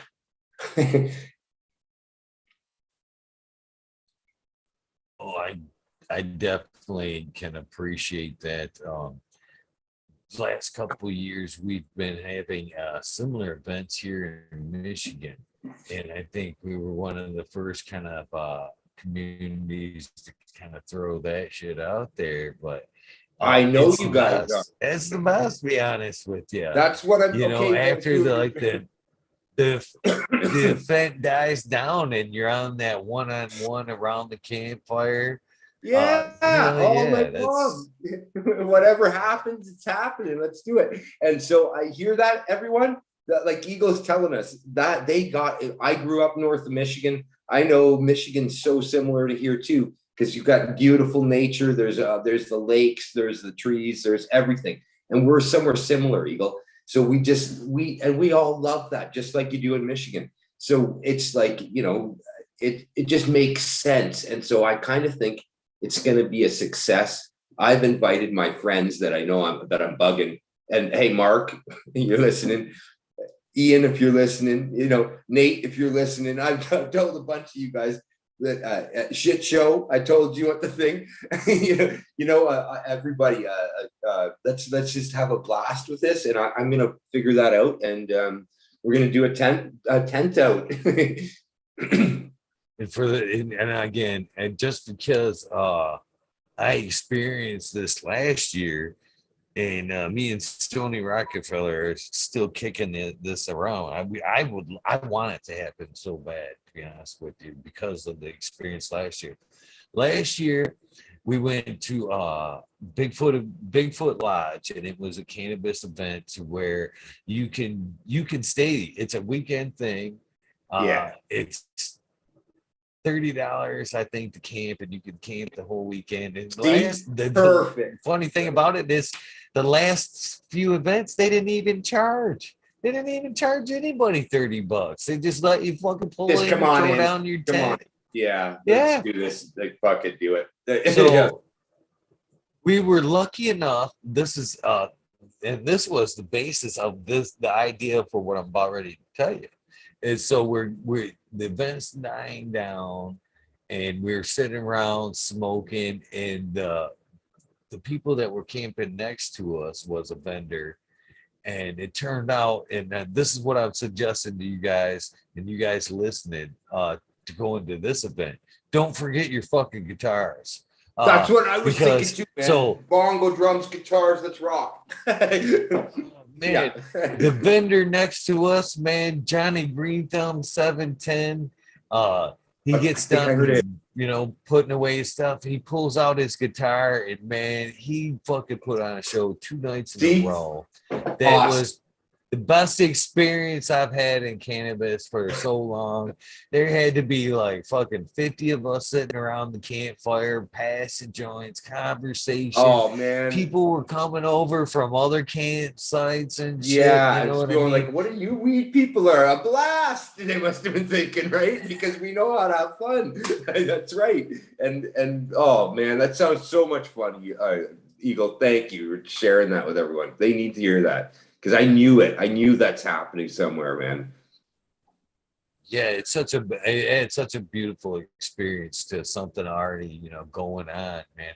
And that's what me and Sony want to put together is more of a just a weekend of cannabis and music, to where you're a musician, whatever, man. We'll have a couple open stages and a nighttime jam. That's what this thing is all about. That's what I'm thinking with this thing, right? Like, because that's the kind of community this island has. And Eagle, that's where, like, I thought we bring food, because food and weed, it's like coffee and weed, right? It's hand in hand. Good food, good weed, good music, good weed, and good people. And then all of that, how can you go wrong in a good campground or a good open air space that everyone feels good and comfortable at?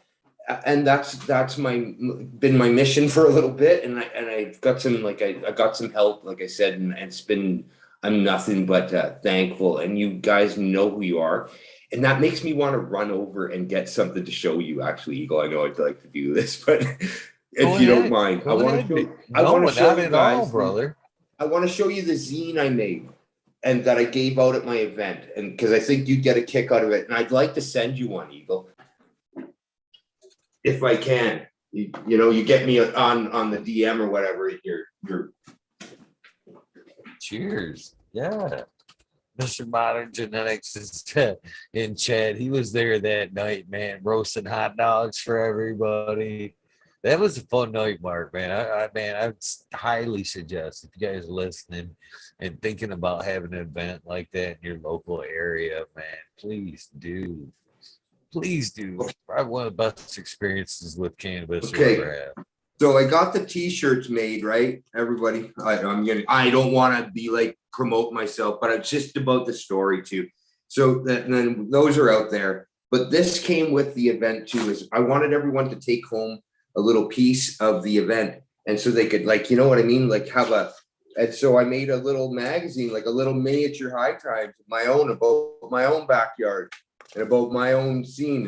And I put in cartoons a little bit and stuff. And, it was just a black and white kind of thing. I put my friends in there, like, on the, guys see him gazing up at that big giant and all that. Right. And this was a good one because kind of shows the scale of things. They're on my Instagram, but it was just like, you know what I mean? That kind of 90s, 80s kind of old zine, that cool thing of having something in your hand that you can read and you can get tips out of it. Like, I did stuff like this, how to collar up a plant. You see what I mean? How do you this Mark was mentioning this one, so I thought I'd show it. It's just cool little tips about all this one. The Blue Hawaiian, it says, so it was a strain review, right? It's a local cut. And I just wanted to show you that. And like I said, I'd like to give you one of these. So you'd have to give me some a spot to send you one, Eagle. I'd really like that. I'd love to spread that. And as far as promoting the Vancouver Island Growers Guild or yourself, don't be ashamed, man. Get the word out there. You know what I mean? Well, thank you. No, that's just help it. No, they're not gonna know. Like, you know what I mean?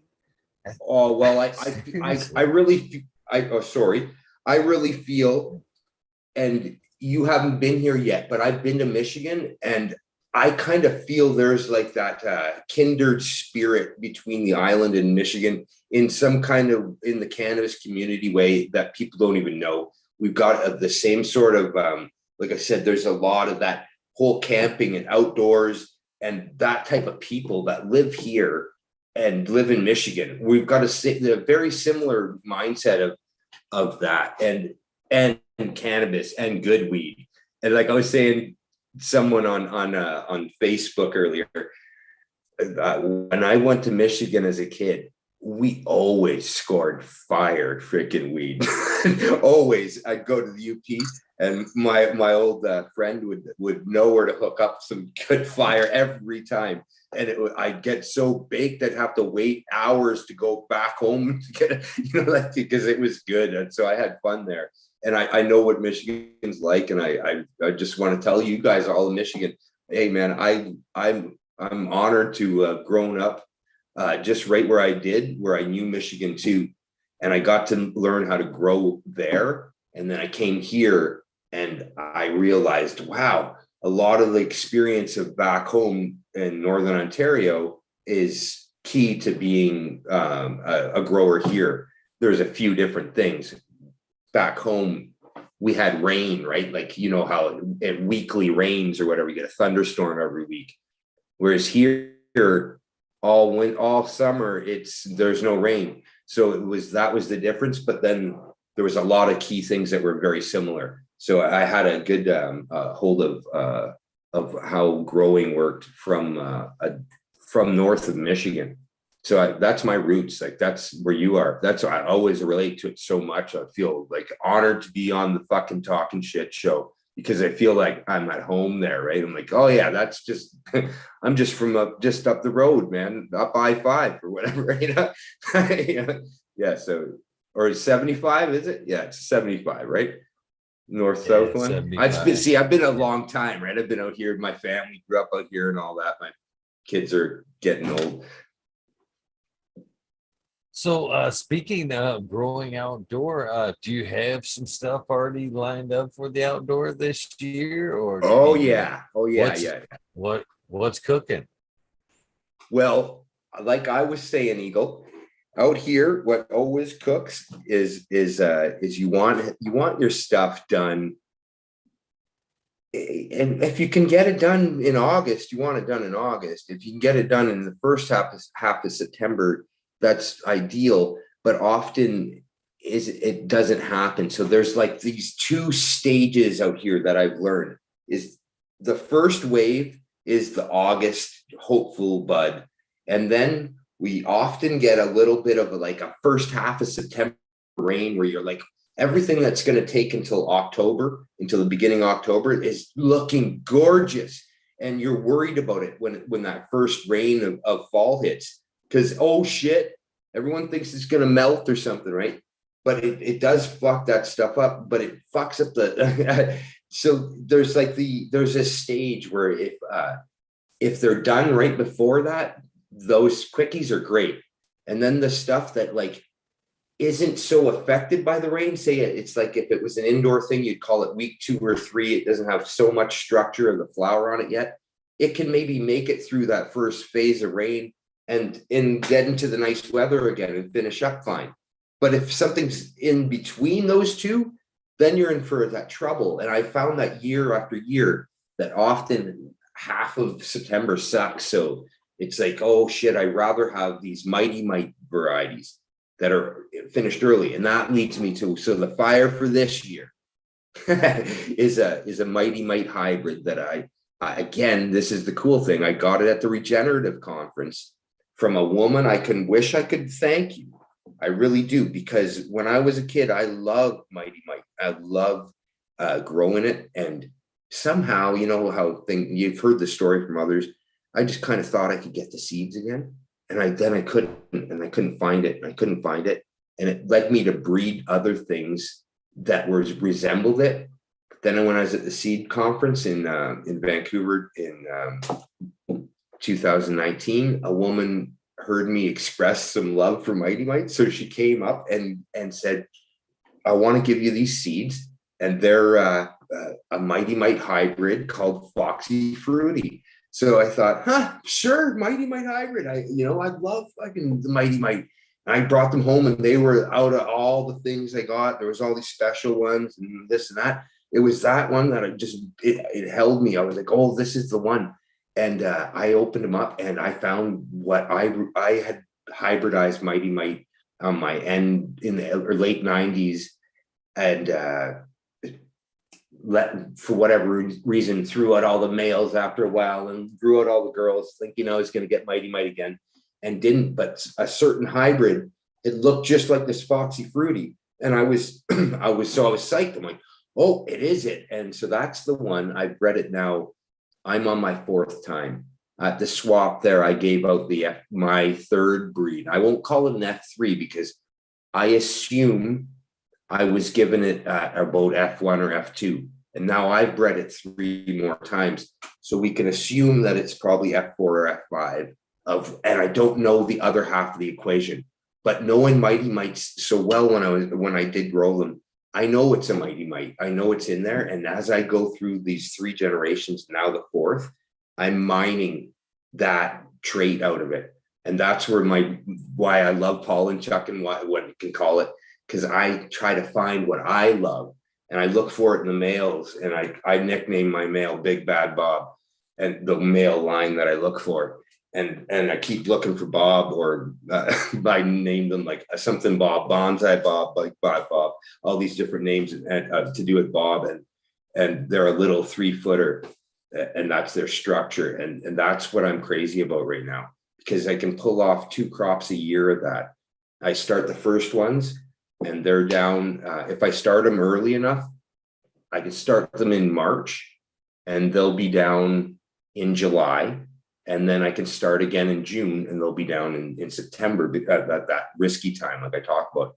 So it's an easy thing, and you can put them in the exact same spot, because the first ones will be in that bucket or that spot, and then you can just shift in just like a tent or whatever, but on an outdoor season without tarps. So you can do 2 rounds, and they are not really like other autos. There's differences in the individuals, but they're very auto-esque, and about 120 days seed to finish. A little longer than, like, say, the 100-day auto. Sounds like a perfect scenario for you there. Well, for our environment, it is. It's a real tough one. So as far as keeping Bob around, do you not keep Bob around all the time because of numbers? Okay, here exactly. But this is the thing. Bob is a nickname for that phenotype, I guess, is the term of a male, where I go, oh, that just looked just like his daddy. And then I just use that male when I'm making the male selection, right? So I just keep shifting the nickname, but it's like a Bob pheno. And then I know the girls are the squat, nice crystally ones that I'm looking for. A girl seems to be easy to identify what we like about her, right? We all love these buds. We love the smoke. We can make those choices really easily.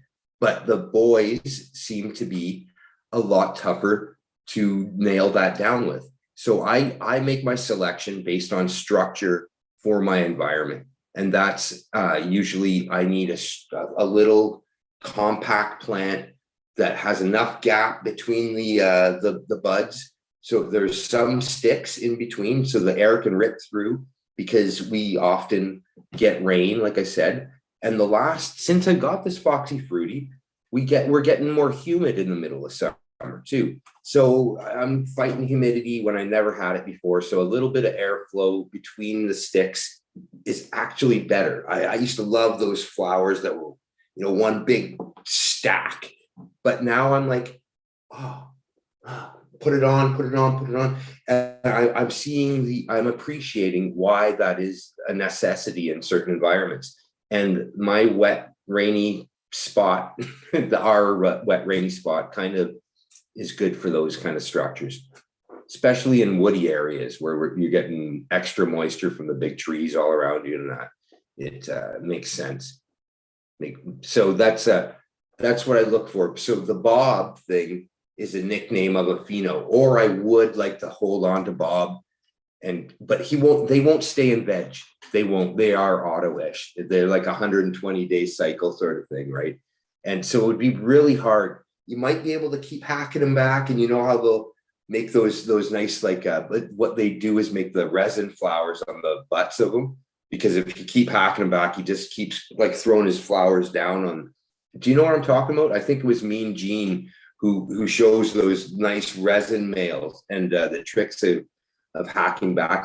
I've noted that before, where if I hack it back, it could get real crystally, right? And the Bob type, they kind of just they definitely don't like to keep in veg. They'll just get really, really frosty. Hopefully some people will see the same thing with the males I spread around. They'll find Bobs of their own.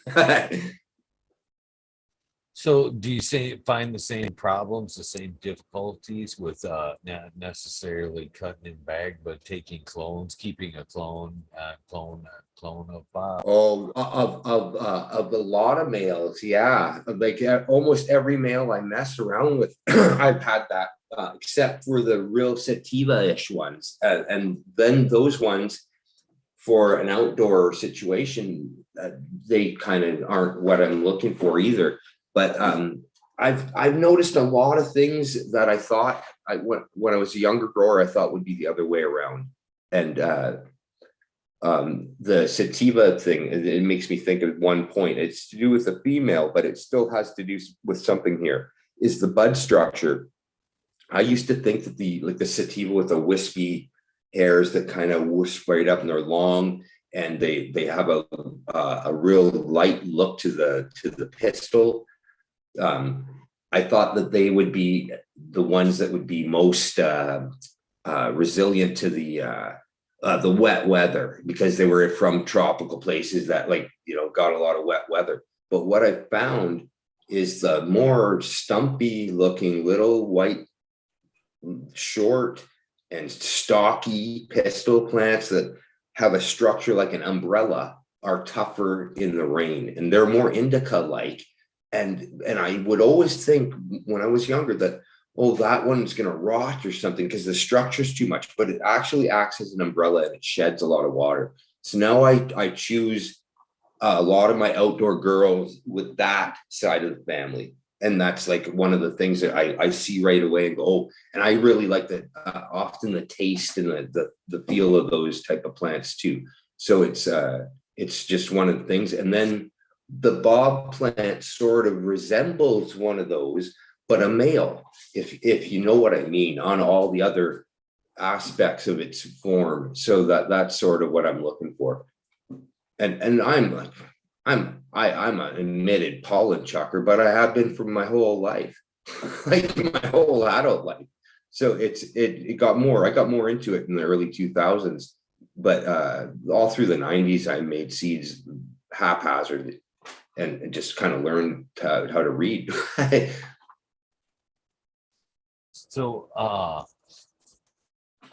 I got Groski in chat here is offering a tip anyway, as far as Let's hear it, please. If it has ruderalis or auto tendencies, the 24-hour veg tends to keep males in veg, and a bigger pot seems to help as well. In a bigger pot, definitely. Thank you. That's a good thing. I agree. Sorry. I totally agree. That would be, but some of these, the phenos of this line this is where I like it too, because in the flower time of the usually looking into the girls, we'll get them that are as early as I've seen. I've got photos on my page of I think it's June 28th, and the bud is the size of my head already in June. And then so 1 month later, I harvested in the end of July. And then I've also have phenos that were started on the exact same day, and they're not ready until the end of September. So a whole, whatever it is, month and a half later, or 2 months, but there's things about it that are the same. The flavor, the smell, the structure. It's just that pheno is the long pheno. And it's really about choosing and breeding with the one for your purpose, because they're all going to be auto-esque. You're not going to really get a clone mother out of these things. So I would say good luck if you have some of those seeds, and you can tell me about it if you do get a clone mom, because I've just let them go because I find they trigger real easy. Where like I can, if I'm vegging them inside to bring outside, if I start early, like in March or whatever, to bring outside for in the greenhouse later in April, I'll notice that they trigger as soon as they come out of their long day. Say they're on an 18 and it goes out to, doesn't matter if it's 12 or 15 or whatever, any change, like down from 18, it could be 17 even, and they'll be sensitive enough to go, oh, and then it just doesn't want to stop at that point. And it's almost like you can control when the trigger is, and they really are like a true Rudy on certain crosses with what I call my auto, where I have a plant that does it either between 3 and 5 weeks or 5 and 7. And it's always typically does that. And then I cross those together. So I got a Foxy Auto, and that's a little like very, very fast. Good luck keeping a mom or a father. I don't think so. Yeah, I definitely noticed a little bit of sensitivity keeping a father in a 24-hour fence there, and then kind of messing with life cycle a little bit. I did see the quick trigger there. That's for sure. Side by side in the same strain, two different males. One hit the trigger and, like you said, wouldn't stop, and the other one was uninfected by it, and that was ultimately the male I ended up choosing to work with. Now I've got, I'd like to pick your brain a little bit about breeding, if you don't mind. I've kind of, as far as or you went out goes, about. Go ahead. You went out right when you said you picked my brain about, and then it went like just a little blur for a sec about which you just lost me there. Yeah, that's all. Oh, sorry. About breeding there. Okay. Yep. I'm more and more interested in it. Not that I'm necessarily. No. It's a hobby of mine, right? That's what it is. It's all just because of a hobby. Yeah. Well, again, you've got some work down and some observation in it. So I'm just I'd like to know, you know what I mean? I'm good with I'd like to share it. I would like to. Absolutely. I appreciate the place to share it, Eagle. So lately I've been very much on the record of saying that breeders should somewhat keep their parental stock around for future breeding purposes, reproductions of the same strain, so that close to what was released the first time can be re-released if that's what's like. And then from there you can label packs and where you're at in that breeding project if you want to move from that initial release.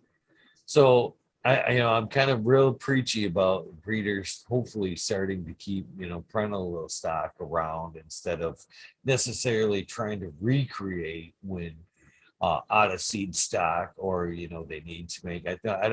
Even the breeder themselves, I think, have a hard time narrowing it down to two perfect pheno selections, mom and dad, you know what I mean, to recreate. I think at that point it's close, but it's a different version. So my question is to you, again, relating to breeding, is I'm a big fan of more and more breeders trying to breed outdoors to kind of give the seed more diversity in, you know, what's in the stock there, the library it has and defenses and shit like that. I think that's programmed into the seed from the environment. So I when you talk about breeding and not keeping Bob around, my question is, as you move forth outdoors and you're selecting your Bob from year to year, are you noting basically what's the word I'm looking for here? Epigenetic change in the strain basically Oh, from year to year. So you I found Bob from last year, but now, like you say, this year, a little bit more rain, a little bit more moisture. Do you think that defense is being programmed into Bob this year and passed on, boom, to next year's okay. stock? That's great. I like that one because that's where I led to me to go, oh shit, maybe I need Bob and Ben and Eddie over there or whoever, right? And so I did some breeding where I do like what I'm not like I say, I'm just a hobby. So I guess it's an open line where I let like a half dozen or 9 girls go with 3 to 5 guys all together in one little area of the yard or whatever. And then I'll think, okay, I've just opened it up bigger. And then I'll find Bob again one year where I'm like, oh my God, there he is. This has been like Big Bad Bob was first pointed out to me in the 90s. And then it was a Mighty Mite. And so when I saw in this line of Foxy Fruity, I knew there was a real Mighty Mite in there. And so I'm like, oh, there's Bob. And so, and I'll get excited when I find the Bob, what I'll call Bob, and I'll make a round of seeds where I just use Bob's pollen and not a 3-4 cross. But then I'll take that pollen and the next generation is the way it's gone over the 4 is I've opened it again with a few males out of that single down. So I'm kind of like bottlenecking and then trying to open the bottle a little wider so that just what you're saying, if it's too humid or if these new cannabis aphids come, which they did, they came through my backyard and I was fighting them, but I managed to keep my bay with just daily sprays of like everything natural that I could do, a lot of just water, just to blast them off there. Just go. They don't like it. They'll leave if you just are like persistent.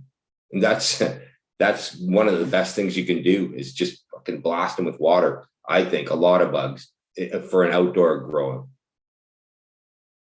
But now back to the question though. I'm sorry if I sidetracked. It was do I see like the drift? I'd say you're best off to try it a few different ways, because if you do pick the wrong one plant somewhere along the way, that can really mess you up in the next future development of the next summer or whatever. So I like to have a good crapshoot and just kind of like not worry so much. Like for these autos, it's kind of like I think Bob isn't that bad to choose down to 1 and get some of those traits every once in a while. But for some of the photos, it maybe is better because you might need more. Like the auto, it's a fast go. Like it's just like here to there and it's gone. So if there's one that you don't really like all that much, that's going to happen because it's not like a thing that you're taking tons of clones of. You're just you're gonna weed them out this way by choosing a good male or a good mother and kind of just going with her and that. And so I kind of really think that's important to know the plant well enough to choose it. And that's where breeding might not be for everyone. And you might get the results with the level of experience that you have. And through time, you're going to find what decisions you made before making results that you liked, you're going to want to do again. And that's what you do. I think that's, no one can really tell you that you can do it right or wrong in a way. If you can keep it to yourself, you're not trying to sell your stuff or spread it, you do what you do, and you'll learn how to do it to what feels right. And that can be cloning if that's all you're at, right? Like I don't think there's one way to do this. But so I don't know if I answered the question or not, Eagle. I think I went around in a bit in a circle, but I think what I'd say is try it. Try with a couple males, try with a single male, see what kind of results you get with either one. And take notes, like you said earlier, take notes, mental notes. And now that we have cameras, everyone in their pocket, we can just like take a picture of that male, write down a number and a note, and put it in like in a file or whatever, and just hold on to it till later. And then, oh, look at, he looks just like Bob. That's where Bob started to get the name again, right? But it wasn't, it was a mental picture, because I think that way. But I knew it. I'm like, oh, that's that same pheno. Chances are it's going to make plants that I like, and it seems to. So, and the mothers too, of course. But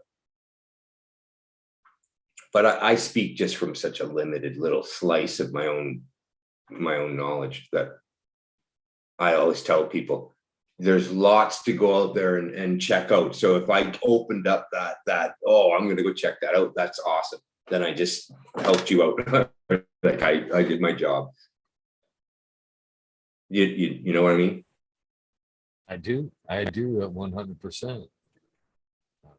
Great, because I don't know if that, I hopefully that limited, and just speaking from the truth is a big thing too, right? When you just tell people what you know, then that's what you know. And because I know you have people on your show that know their shit, and I love that. Like, you know, when you hear someone that they got their back in with this thing.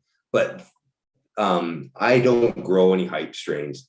I have some cuts that people have given me as gifts that I treasure, right? And they could be considered, I don't know if they're hype or not, but they're hype in my world, you know? So that will bring me back to I think this is part of your question a little while ago that I might not have touched on, when you said people, or maybe it wasn't a question, it was this thing you said, that people don't keep track of their breeding, right? Where they're like, this male, this female.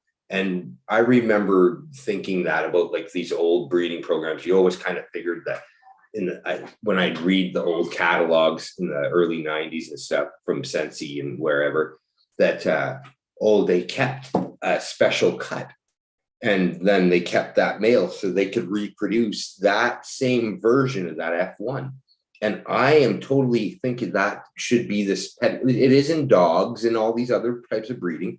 And that is a good policy for something, until what about at the point where the cut gets dirty? Now keep the breeder mum, and like, do you know what I mean? That's where tissue culture comes in, and that's right. Where something. That's where I'm hoping, because again, we're kind of limited in numbers and in space, and Yeah. sometimes, you know, breeders may just want to move on.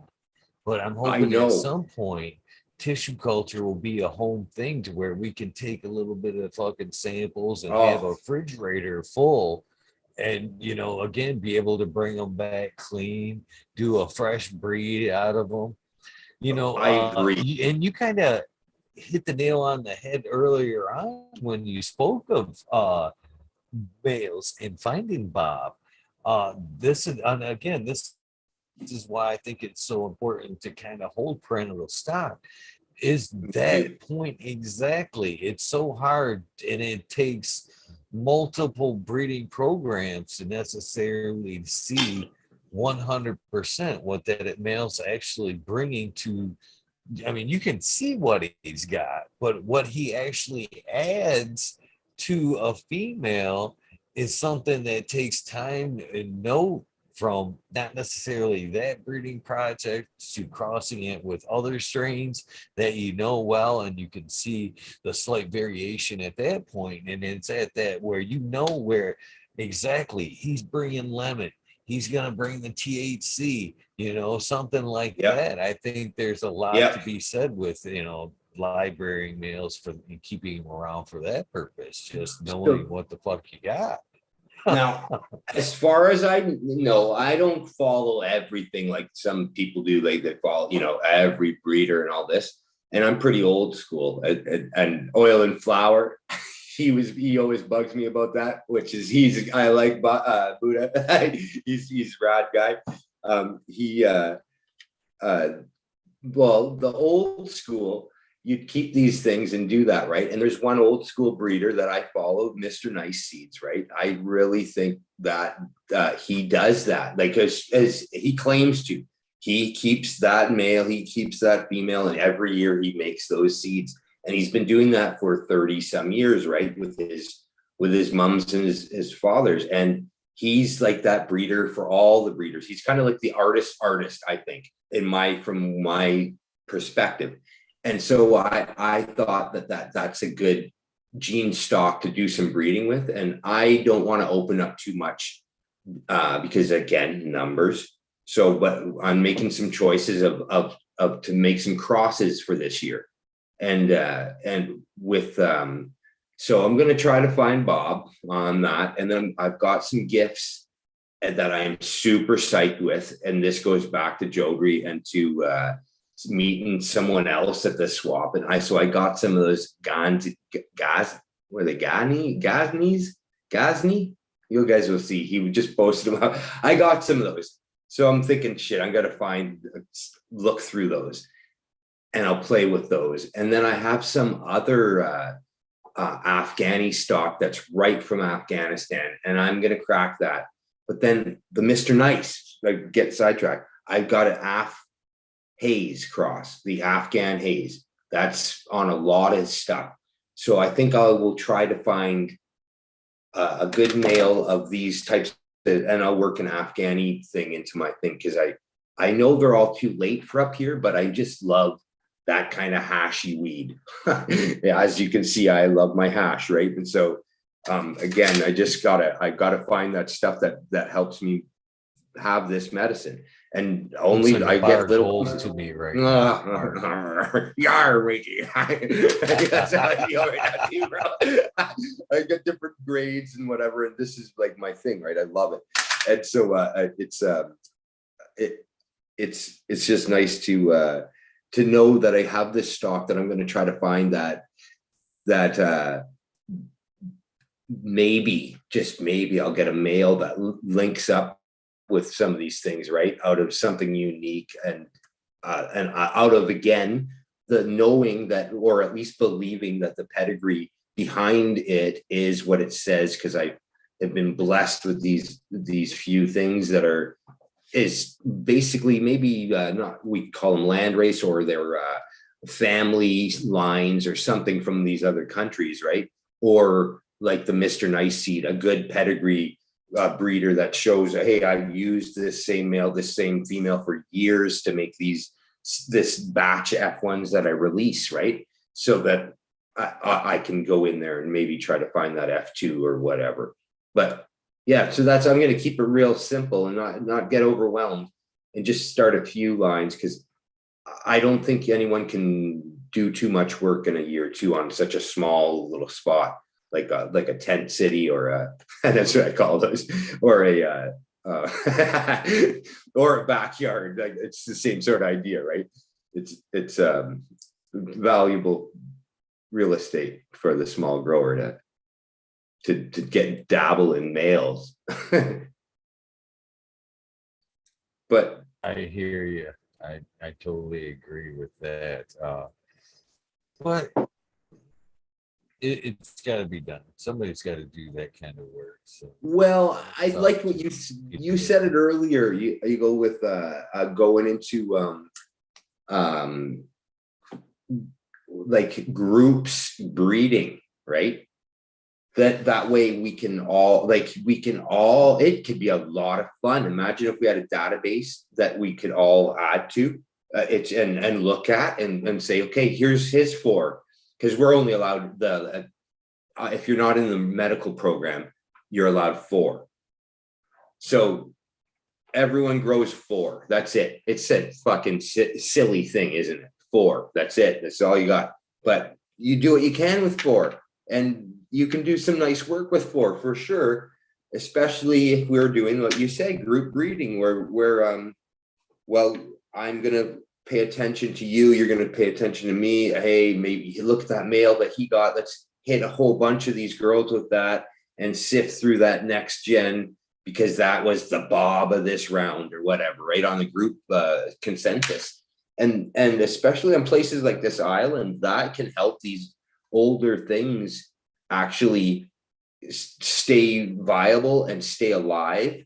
And the Mighty Might, it's so from the people I talk with, I kind of think it's being lost in a way, except for in the hybrids, because I don't think you can get the pure one around too much. It may be someone's got it, obviously, but I just get the hybrid, and I'm trying to milk out of mine out of that set of genes I have what I think of is most like the one I wanted, which was the Mighty Might, right? So I accept some of the other line, but I try my hardest to find what I remember as Mighty Might in it, and I see it. So I enjoy the quest, put it that way. And if that's what you're doing, then you're winning. The way I see it for home growing. If you're having fucking fun in your yard or your basement and you're enjoying the smoke, if you're not enjoying the smoke, know when to quit. But yeah, you're winning though. That's what I say. Another paper here, you go. Please do. Yeah, that's funny. The know when to quit. We were kind of touching on that last night about keeping non-keeper phenos around once you've made that selection. I was in the boat of plant lives matters. Once they root, I can't throw them in the garbage can. I had They've a got to real see hard themselves time. through. Even Yeah. you know what I mean? They just won't make it Yeah. the next round, but I'm not going to necessarily throw them in the garbage if they're not the one. Oh man. And then sometimes One those last ones hurrah. yeah. So those ones sometimes are bullies too, right? I say they'll be like non-keeper pheno, and you put them in the tray, and oh man, they root it up faster than everyone. They're pushing the other ones out of the way and making you work faster and everything. So that they're taking over the room if you let them, right?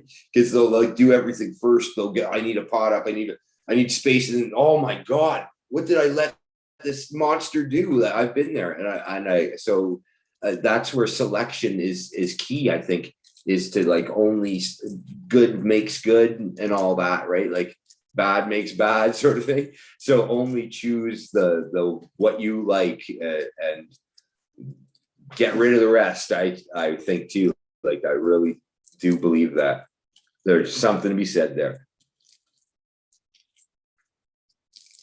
I as of late too, I've kind of related cannabis more to a spirit type medicine. I was listening to a book on spirit medicine, and basically it was pretty much forest bathe, mindful forest bathing, and walking through the forest, and letting the plants talk to you and letting the individual plant kind of call you as the healer, or asking it for obsessed. Oh man, third time's a try. Acceptance. There we It's go. okay. For the healing process. And I believe cannabis is a lot, our relationship with cannabis is a lot like that. That's why individual cultivars don't work. I think that's a lot when we nose the jars and that light goes off in our head. Bing, bing, bing, bing. You know Oh what I yeah. mean? We've That's the made that one. connection, and yeah, this is the one. And you know what I mean? It's kind of made that calling to you. You've kind of made a contract, or you know what I mean, a deal at I that point. do. You're the one. Yeah. I think there's a lot to be said about that. I think 100% cannabis is a spirit plant spirit medicine. Let's say. Oh yeah, I agree. I I had a little bit of experience with folks around that, and they were with me there on that, like whole what can I say it? Well, I guess we can just say it. I've went to a couple of sweat lodges with Ojibwe folk back where I grew up in Northern Ontario, and I prayed for cannabis in the lodge, and I knew I was doing the right thing, right? This was years ago, and I kind of got a few looks like, hey, but I knew my spirit had been called to the plant a long time ago. So I completely resonate with what you just said. I'm like, yeah, it does that. It does that to us, and it did it to me. So and then now it's helping me bring me to people. And that's the biggest thing about this guild, is helping people to open up to each other on all walks of life. Eagle, that was the coolest thing in there. There was like the badass fucking guys that were, the expensive packs, and then there's the like permaculture kind of couple folks, and everything in between, and all like a family though across the different camps at our seed swap. And I thought, hey, that's what the cannabis community needs, is to see all walks of life. And I've seen it on video and some other places, but we needed that, and we brought that together the other night, everyone. And I appreciate everyone that was there, everyone from the whole, that side to that side. I needed everyone there because it made it legit. It made it like, yeah, like we're all into different shit, but we're all into this. We all have this thing in common, and we love it. And it was kind of like, maybe someone else has said something like this to you. And it was a guy, he goes, I think it's Blackie Cheese Farm. He goes by, I met him, and he said, we're all like the same. If you're the biggest weed nerd in your whole crowd of friends, but so are you and your whole crowd of friends, and so is he and his whole crowd, and so is she and her whole crowd. And now it's just us together at these events, right? Because kind of representative of smaller circles that aren't all going to go to something like that. But it's like a bringing together of all these circles, and they're diverse and they're big. And it was so much fun to see that. And a huge age group too. I think we had from about, mid young 20s all the way up to their 70s. So it was great. That was another fantastic thing. I know I'm going off backwards here, but it just made me go into think that again somehow. That's what we sort of together. I love you. I love the fact that you're showing the pride in what you're doing. By the way, and I'm stoked to see you've had a lot of people from the event, from your community, show up this evening to support Paul Stir. I want to say, I'm horrible with last names, but popped in and is saying hello as well. So somebody from the community or from the event, that's great. Say hello to you as well. Hi everybody, and thank you. And I can't wait to see you all again. I mean it. This is going to be a thing that we all. It really is bigger than just one person. Like I said, I knew right away that I was just bringing it together, and that the energy we all bring is what you're getting. And it's a bit of organization through a lot more than just me. Like I said, there's people that I am indebted to, and that's not like, you know what I'm saying? Like I couldn't have done it without them. So I have mass respect for what they did to help me and to help all of us to get there. So that in that spirit though, I like the zine, my friend Corey, he did a killer job of helping me see this thing come to a reality. If it wasn't for him, I would never have gotten to here. And so it's again, another, like there's people that have helped me out, and it's just great to get the idea of getting to the next one. I'm looking to a lot. I'm really looking forward to what unfolds from this whole thing. Basically, is what I'm saying. So the one thing that I like about what you're doing and where cannabis is going these days is the community.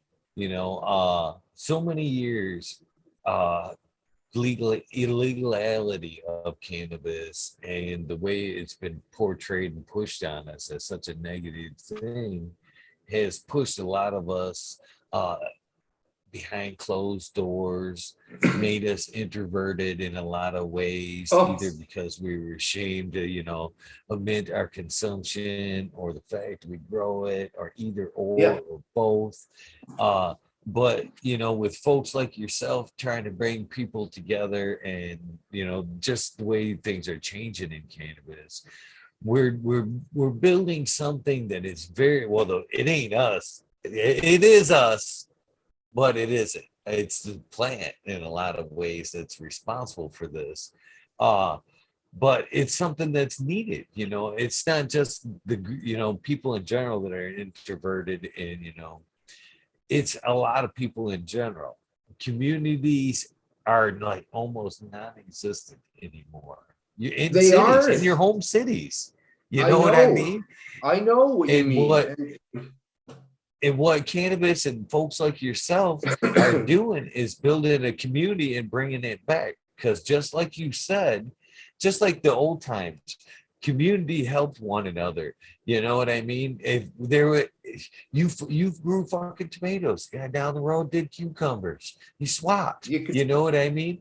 And that's what this community is right now, not just with cannabis. It's like you said, that we're coming from all walks of life. So once these that's right. communities and connections are built, you show up at a fucking one of these events and you get talking on a personal level. Hey man, I'm having a little problem with this. Well, fucking Jim's a mechanic. You know what I mean? Yeah, Give it him a was that shout. You know personal. what I mean? That's how I do know what you mean. Quality It was connections are amazing. being made through these events like you're holding and shit. You know what I mean? So I damn, I can't. respect it hugely. I hope Mark's still listening, because it's going to be a blast next month, Mark.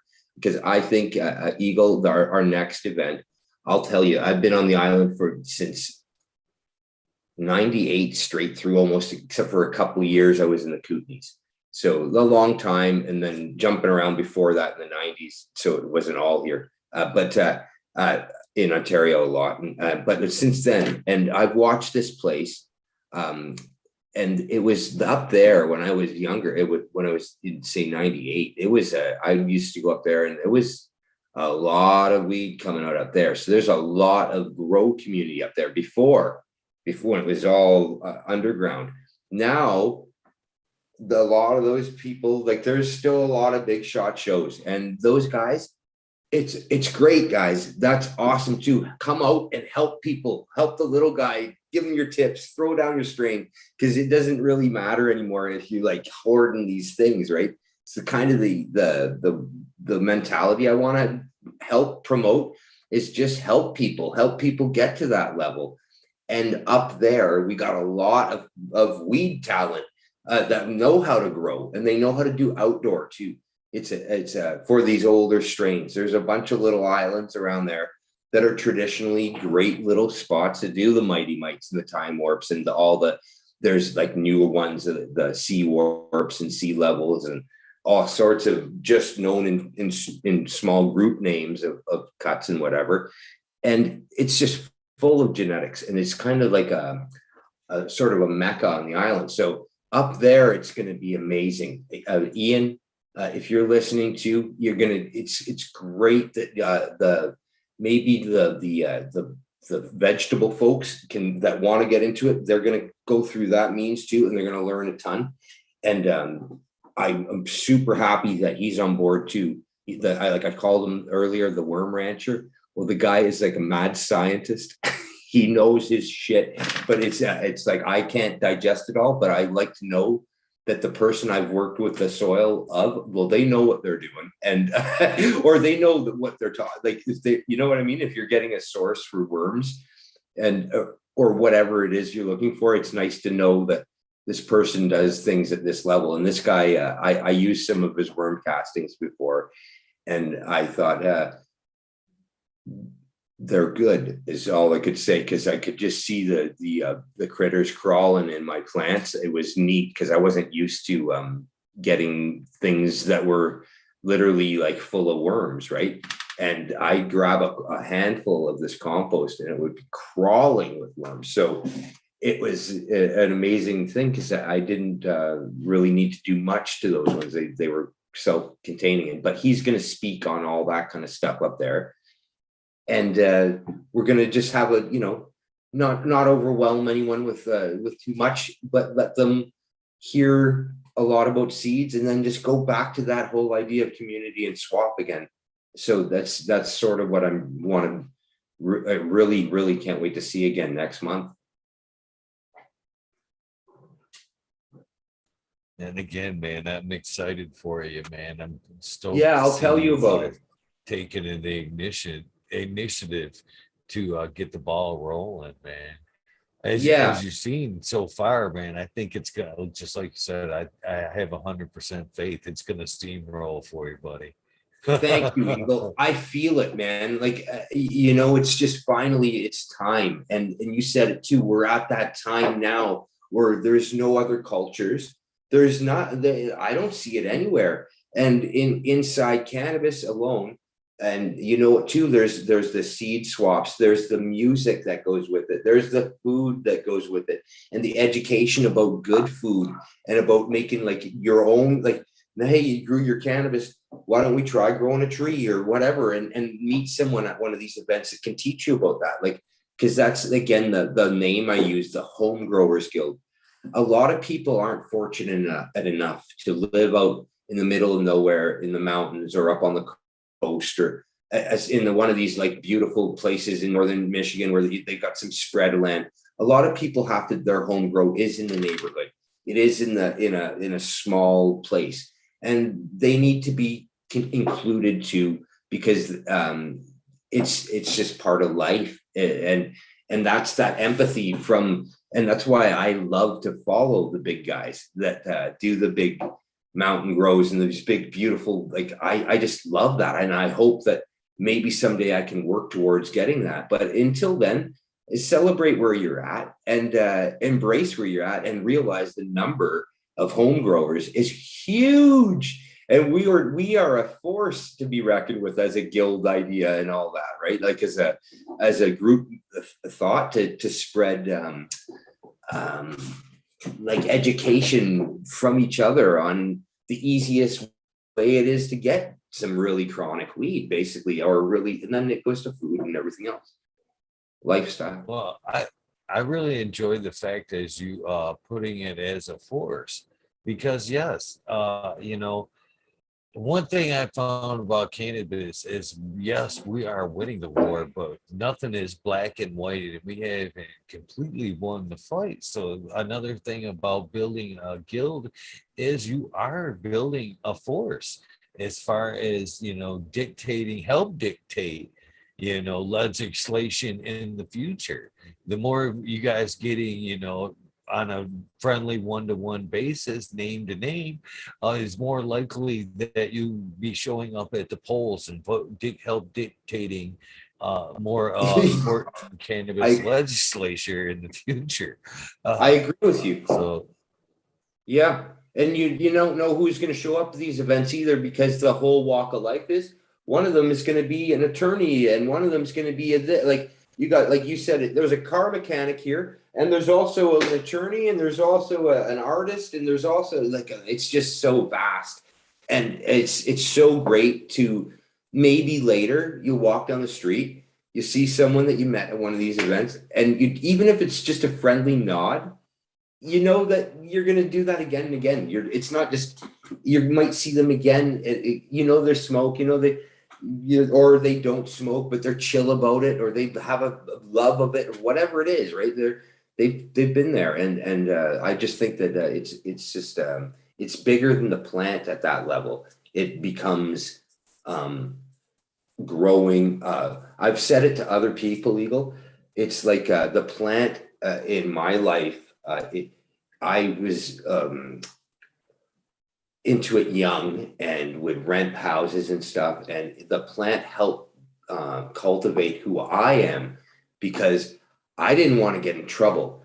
And so I would take care of the mothers, right? That we call them mothers. But those mothers were raising me in a way because they would keep me from making bad decisions to not get in trouble, right? So I kept everything cool, everything chill, like, rent's paid, you're the best neighbor there could be, hey everyone, all that. And then so at those days I'm happy that I had to go through that because it was a real and now I can feel like I can just give back. I can't take back the past. I can't not have gotten through some experiences that I wouldn't want to, but that's that. And the plant teaches us how to be now and with it and with patient and all these things, right? Because we have to wait and just, so it's a lifestyle, and it's a life lesson giver.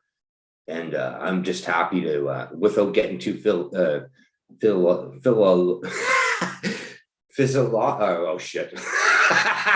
You know what? I'm going Ricky from Trailer Park Boys here. You know the word I'm looking for.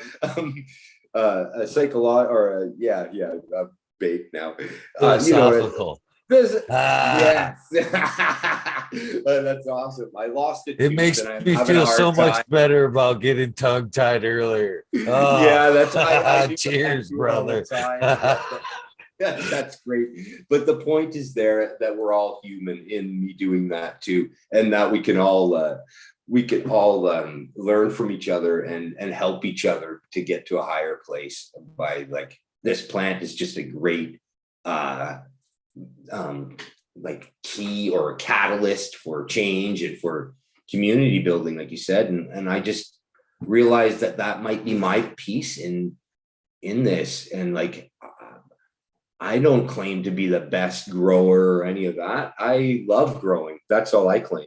and so that's all I really need to claim. and that's what the guild's about. Like it's about just being where you're at and accepting each other for where you're at, learning from each other, picking up the good from where you see it, But again, I can't think.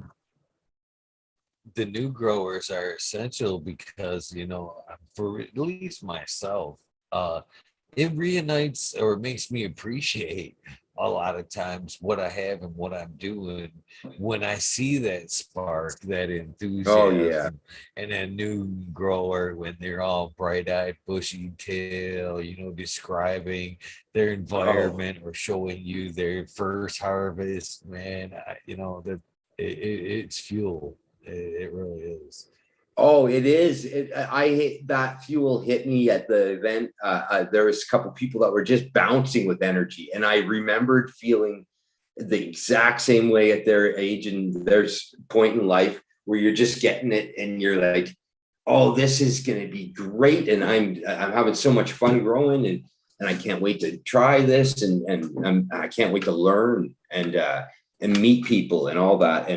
And by the way, Henry, I'd love to go for a skate one of these days, but that's another shout out. And I can't remember his tag right now. I'd have to look, but if he sees it, yeah, we got a skating group here locally that I thought, oh yeah, I'll try that with you guys. But yeah, it's again, community goes beyond the grow then, and you start, like you said, you ask people to do other things. What more can we want? But yeah, I got to get some more water. 1 sec. Yeah, please do. Cheers, everybody in chat. I see Loyalty Organics. You wish you could have closed caption. It is an option, my friend. You can turn on closed captions in the options of your YouTube.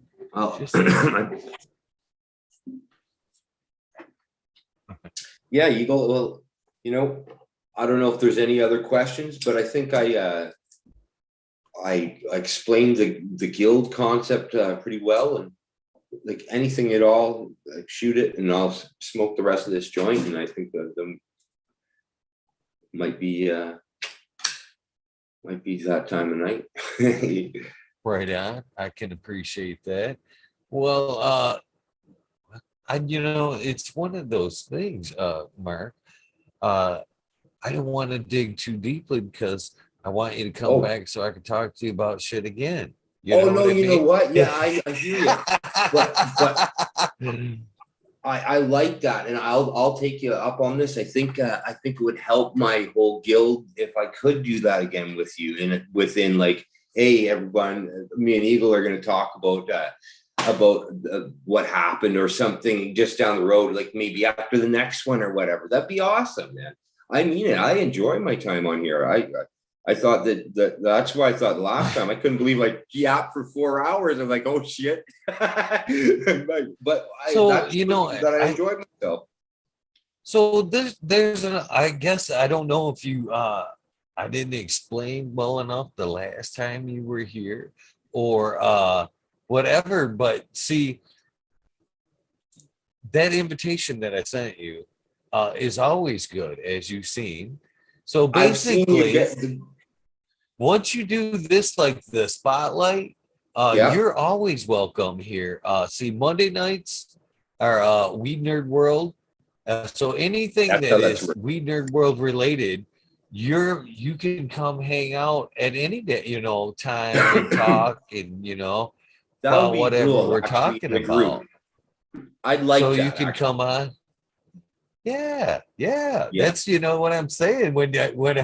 I laughed earlier and said, "Yes, where you been, man?" Because I Oh, said, I like you're that's how always much a welcome. stoner I was. I hear you. I'm sorry. Yeah, no, I appreciate that. I really like that idea. I I know I'd have a good time hanging out with the room once in a while. So So this is how the Weedner world works these days. It's been almost a year since you've came on. yeah, Episode 300, I think it was. We're in almost somewhere around 300 there, right? episodes later. Yeah, yeah. I can't remember. It was around 300, right? Yeah, you're right. So anything that has Weed Nerd World in the title, like I'm saying, you're welcome to. Monday nights, I don't do a guest on Monday nights. So 2 a.m. my time kicks off Weed Nerd World, which is kind of late.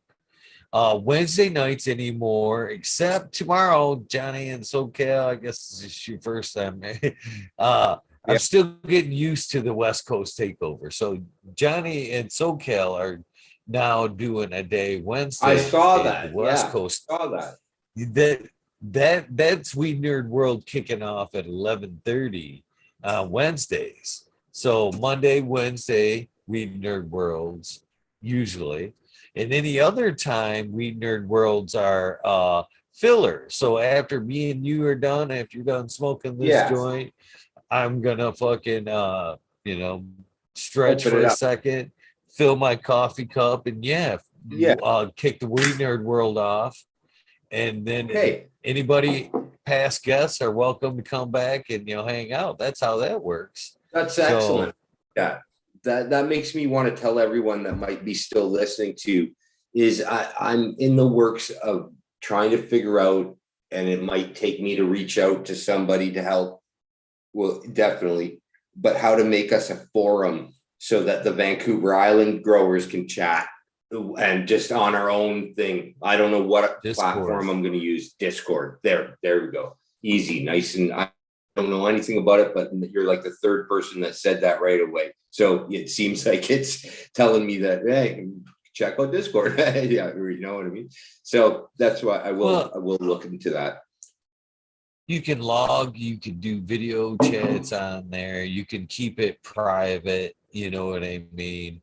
There's a lot Yeah, of pluses to the Discord there. I that's what I'm going to choose as our own. Just not to say we don't want to be bigger than our community, but for regional stuff, just to share that people can talk about their own thing on it, and that's where we can share information about a line to say, well, it's not working, this side of the island, it's molding or whatever. Everyone's having that problem with those guts or whatever. Because that's what it kind of, it'd be nice to have that, like almost a day, a place to get your local weed news, but without me doing too much other than just letting people tell each other and just share without getting too committed, but still a good platform to feel part of I don't know how to really say it without taking up too much of my own time with it, but enough that it's there and it can work for that reason.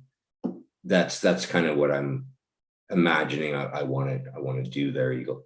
And I don't know if you guys have anything like that. Well, other than this, Well, you were like this is a full-time entity for me. You know what I mean? And I know that's what I know this part, but I just got so many other things. I would like to expand, but again, it's harder. It's hard for me. I don't have the time. I've actually thought about a Clubhouse is another good thing. If you're not on Clubhouse, that opens up a lot of cannabis connections. That's an app that you can use on your phone that's audio. And basically, you could set up a room on there, open it up, and then again, all your members from the guild could friend up there and have audio conversations all day long. That's a good one. That sounds great too. Something like that. I'm gonna find that out in the next little bit. It's just, again, one thing at a time and seeing it through. So that's where, like, to get to that first event, to get 30 people, it was only 30, right? But it was a small and it was great. And that just made everyone have so much fun that the buzz started. And then this came up just on perfect timing. It all like fell into each other, right? Every step of this plan is just kind of worked out that way, Eagle. So again, I can't thank you enough for letting me come on and talk about this, because I know that a few people out there just are really liking this idea and they wanted to hear more about it.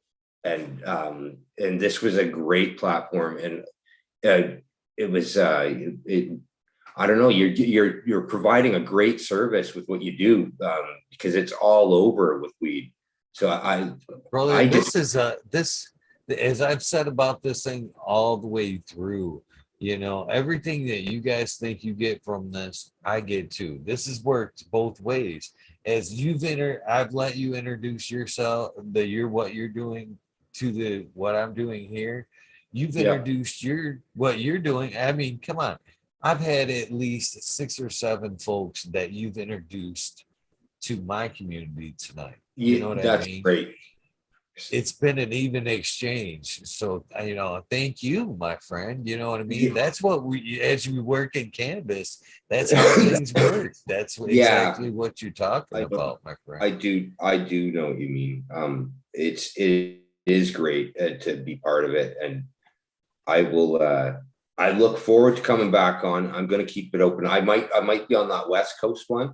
Because it makes more sense. Easier to get. Yeah. But I'll just keep in contact. And like I said, I'd love to keep on here just to post it, just to put it out there. I'm going to be on and I'm going to talk about the guild a little more, about our next event or whatever, even if it's just a bit, like and talk about whatever else is the subject of the night. But if I can push that so that people can know about things, that really helps, because we don't have it yet. And so to just come on here tonight was like, oh man, is that ever a blessing? So that's all I can really say is thank you. And you have been a blessing for me to be able to work with your program and just be on here. It's like I say, you let people go for as long as I have to say it. It's just great. So I think I'll leave it here, man. My joint's burnt out, and I'll see you again soon. One last thing everyone, I'd like to get from you, just like I did the last time, and of course, you know what I'm talking about. That soundbite. Don't forget to include the guild in there. Basically, what I'm looking for, Mr. Leafyhill, is in my version, Hey, I'm Eagle, and I'm on fucking Talking Shit with Eagle, episode 582. You put whatever you want before, Right after, on, as long bro. as you kind of throw that in the middle. I'm ready when you are, Yeah, my friend. we're at 582. Is that? Yeah. Hey, it's Mark Leafyhill, and I've been on fucking Talking Shit with Eagle, episode 582. Have a good one. Thank Thanks, you, my Eagle. friend. Yeah, I I'll love talk to what you you're guys soon. doing, I love what you're Yeah. doing. Keep up the good work, and I hope I do hear from you. Sincerely, You, hopefully, I hear yes, from you soon. yes. It took me a year, Eagle, but I told. Remember, okay, this is the last point for sure. Is it took me a year, and I remember saying on the show, I was kind of reluctant to tell you my plan, and you said you should maybe want to throw it out on the show because you can get it out there that way. Well, it just, and then it kind of was snowball. At that point, it was brewing, and then it just, I don't know, things weren't ready, and for whatever reason, everything lined up. It was go time, and now it is. So the classic Taster's Choice Cup this fall, right? The 2022. This is a handmade piece of art, out of clay and just glaze and with love. My bro did a great job, and that's what we're gonna do. Is gonna give this away, and it's gonna be so much fun. So hey, I'll talk to you soon, bud. Right on. Thank Thanks, you buddy. guys for tuning in tonight. I love your energy, Mark, and I'm serious. Keep doing what Yeah. you're doing. For the rest of you guys, I hope to see you guys here in a few in the Weed Nerd world. If not, thank Thanks, you guys buddy. very much for your time. Don't forget to do something nice for somebody. Random acts of kindness do save lives. We are out of here. Thanks again, Mark. Have a good Yeah, night. later, bud.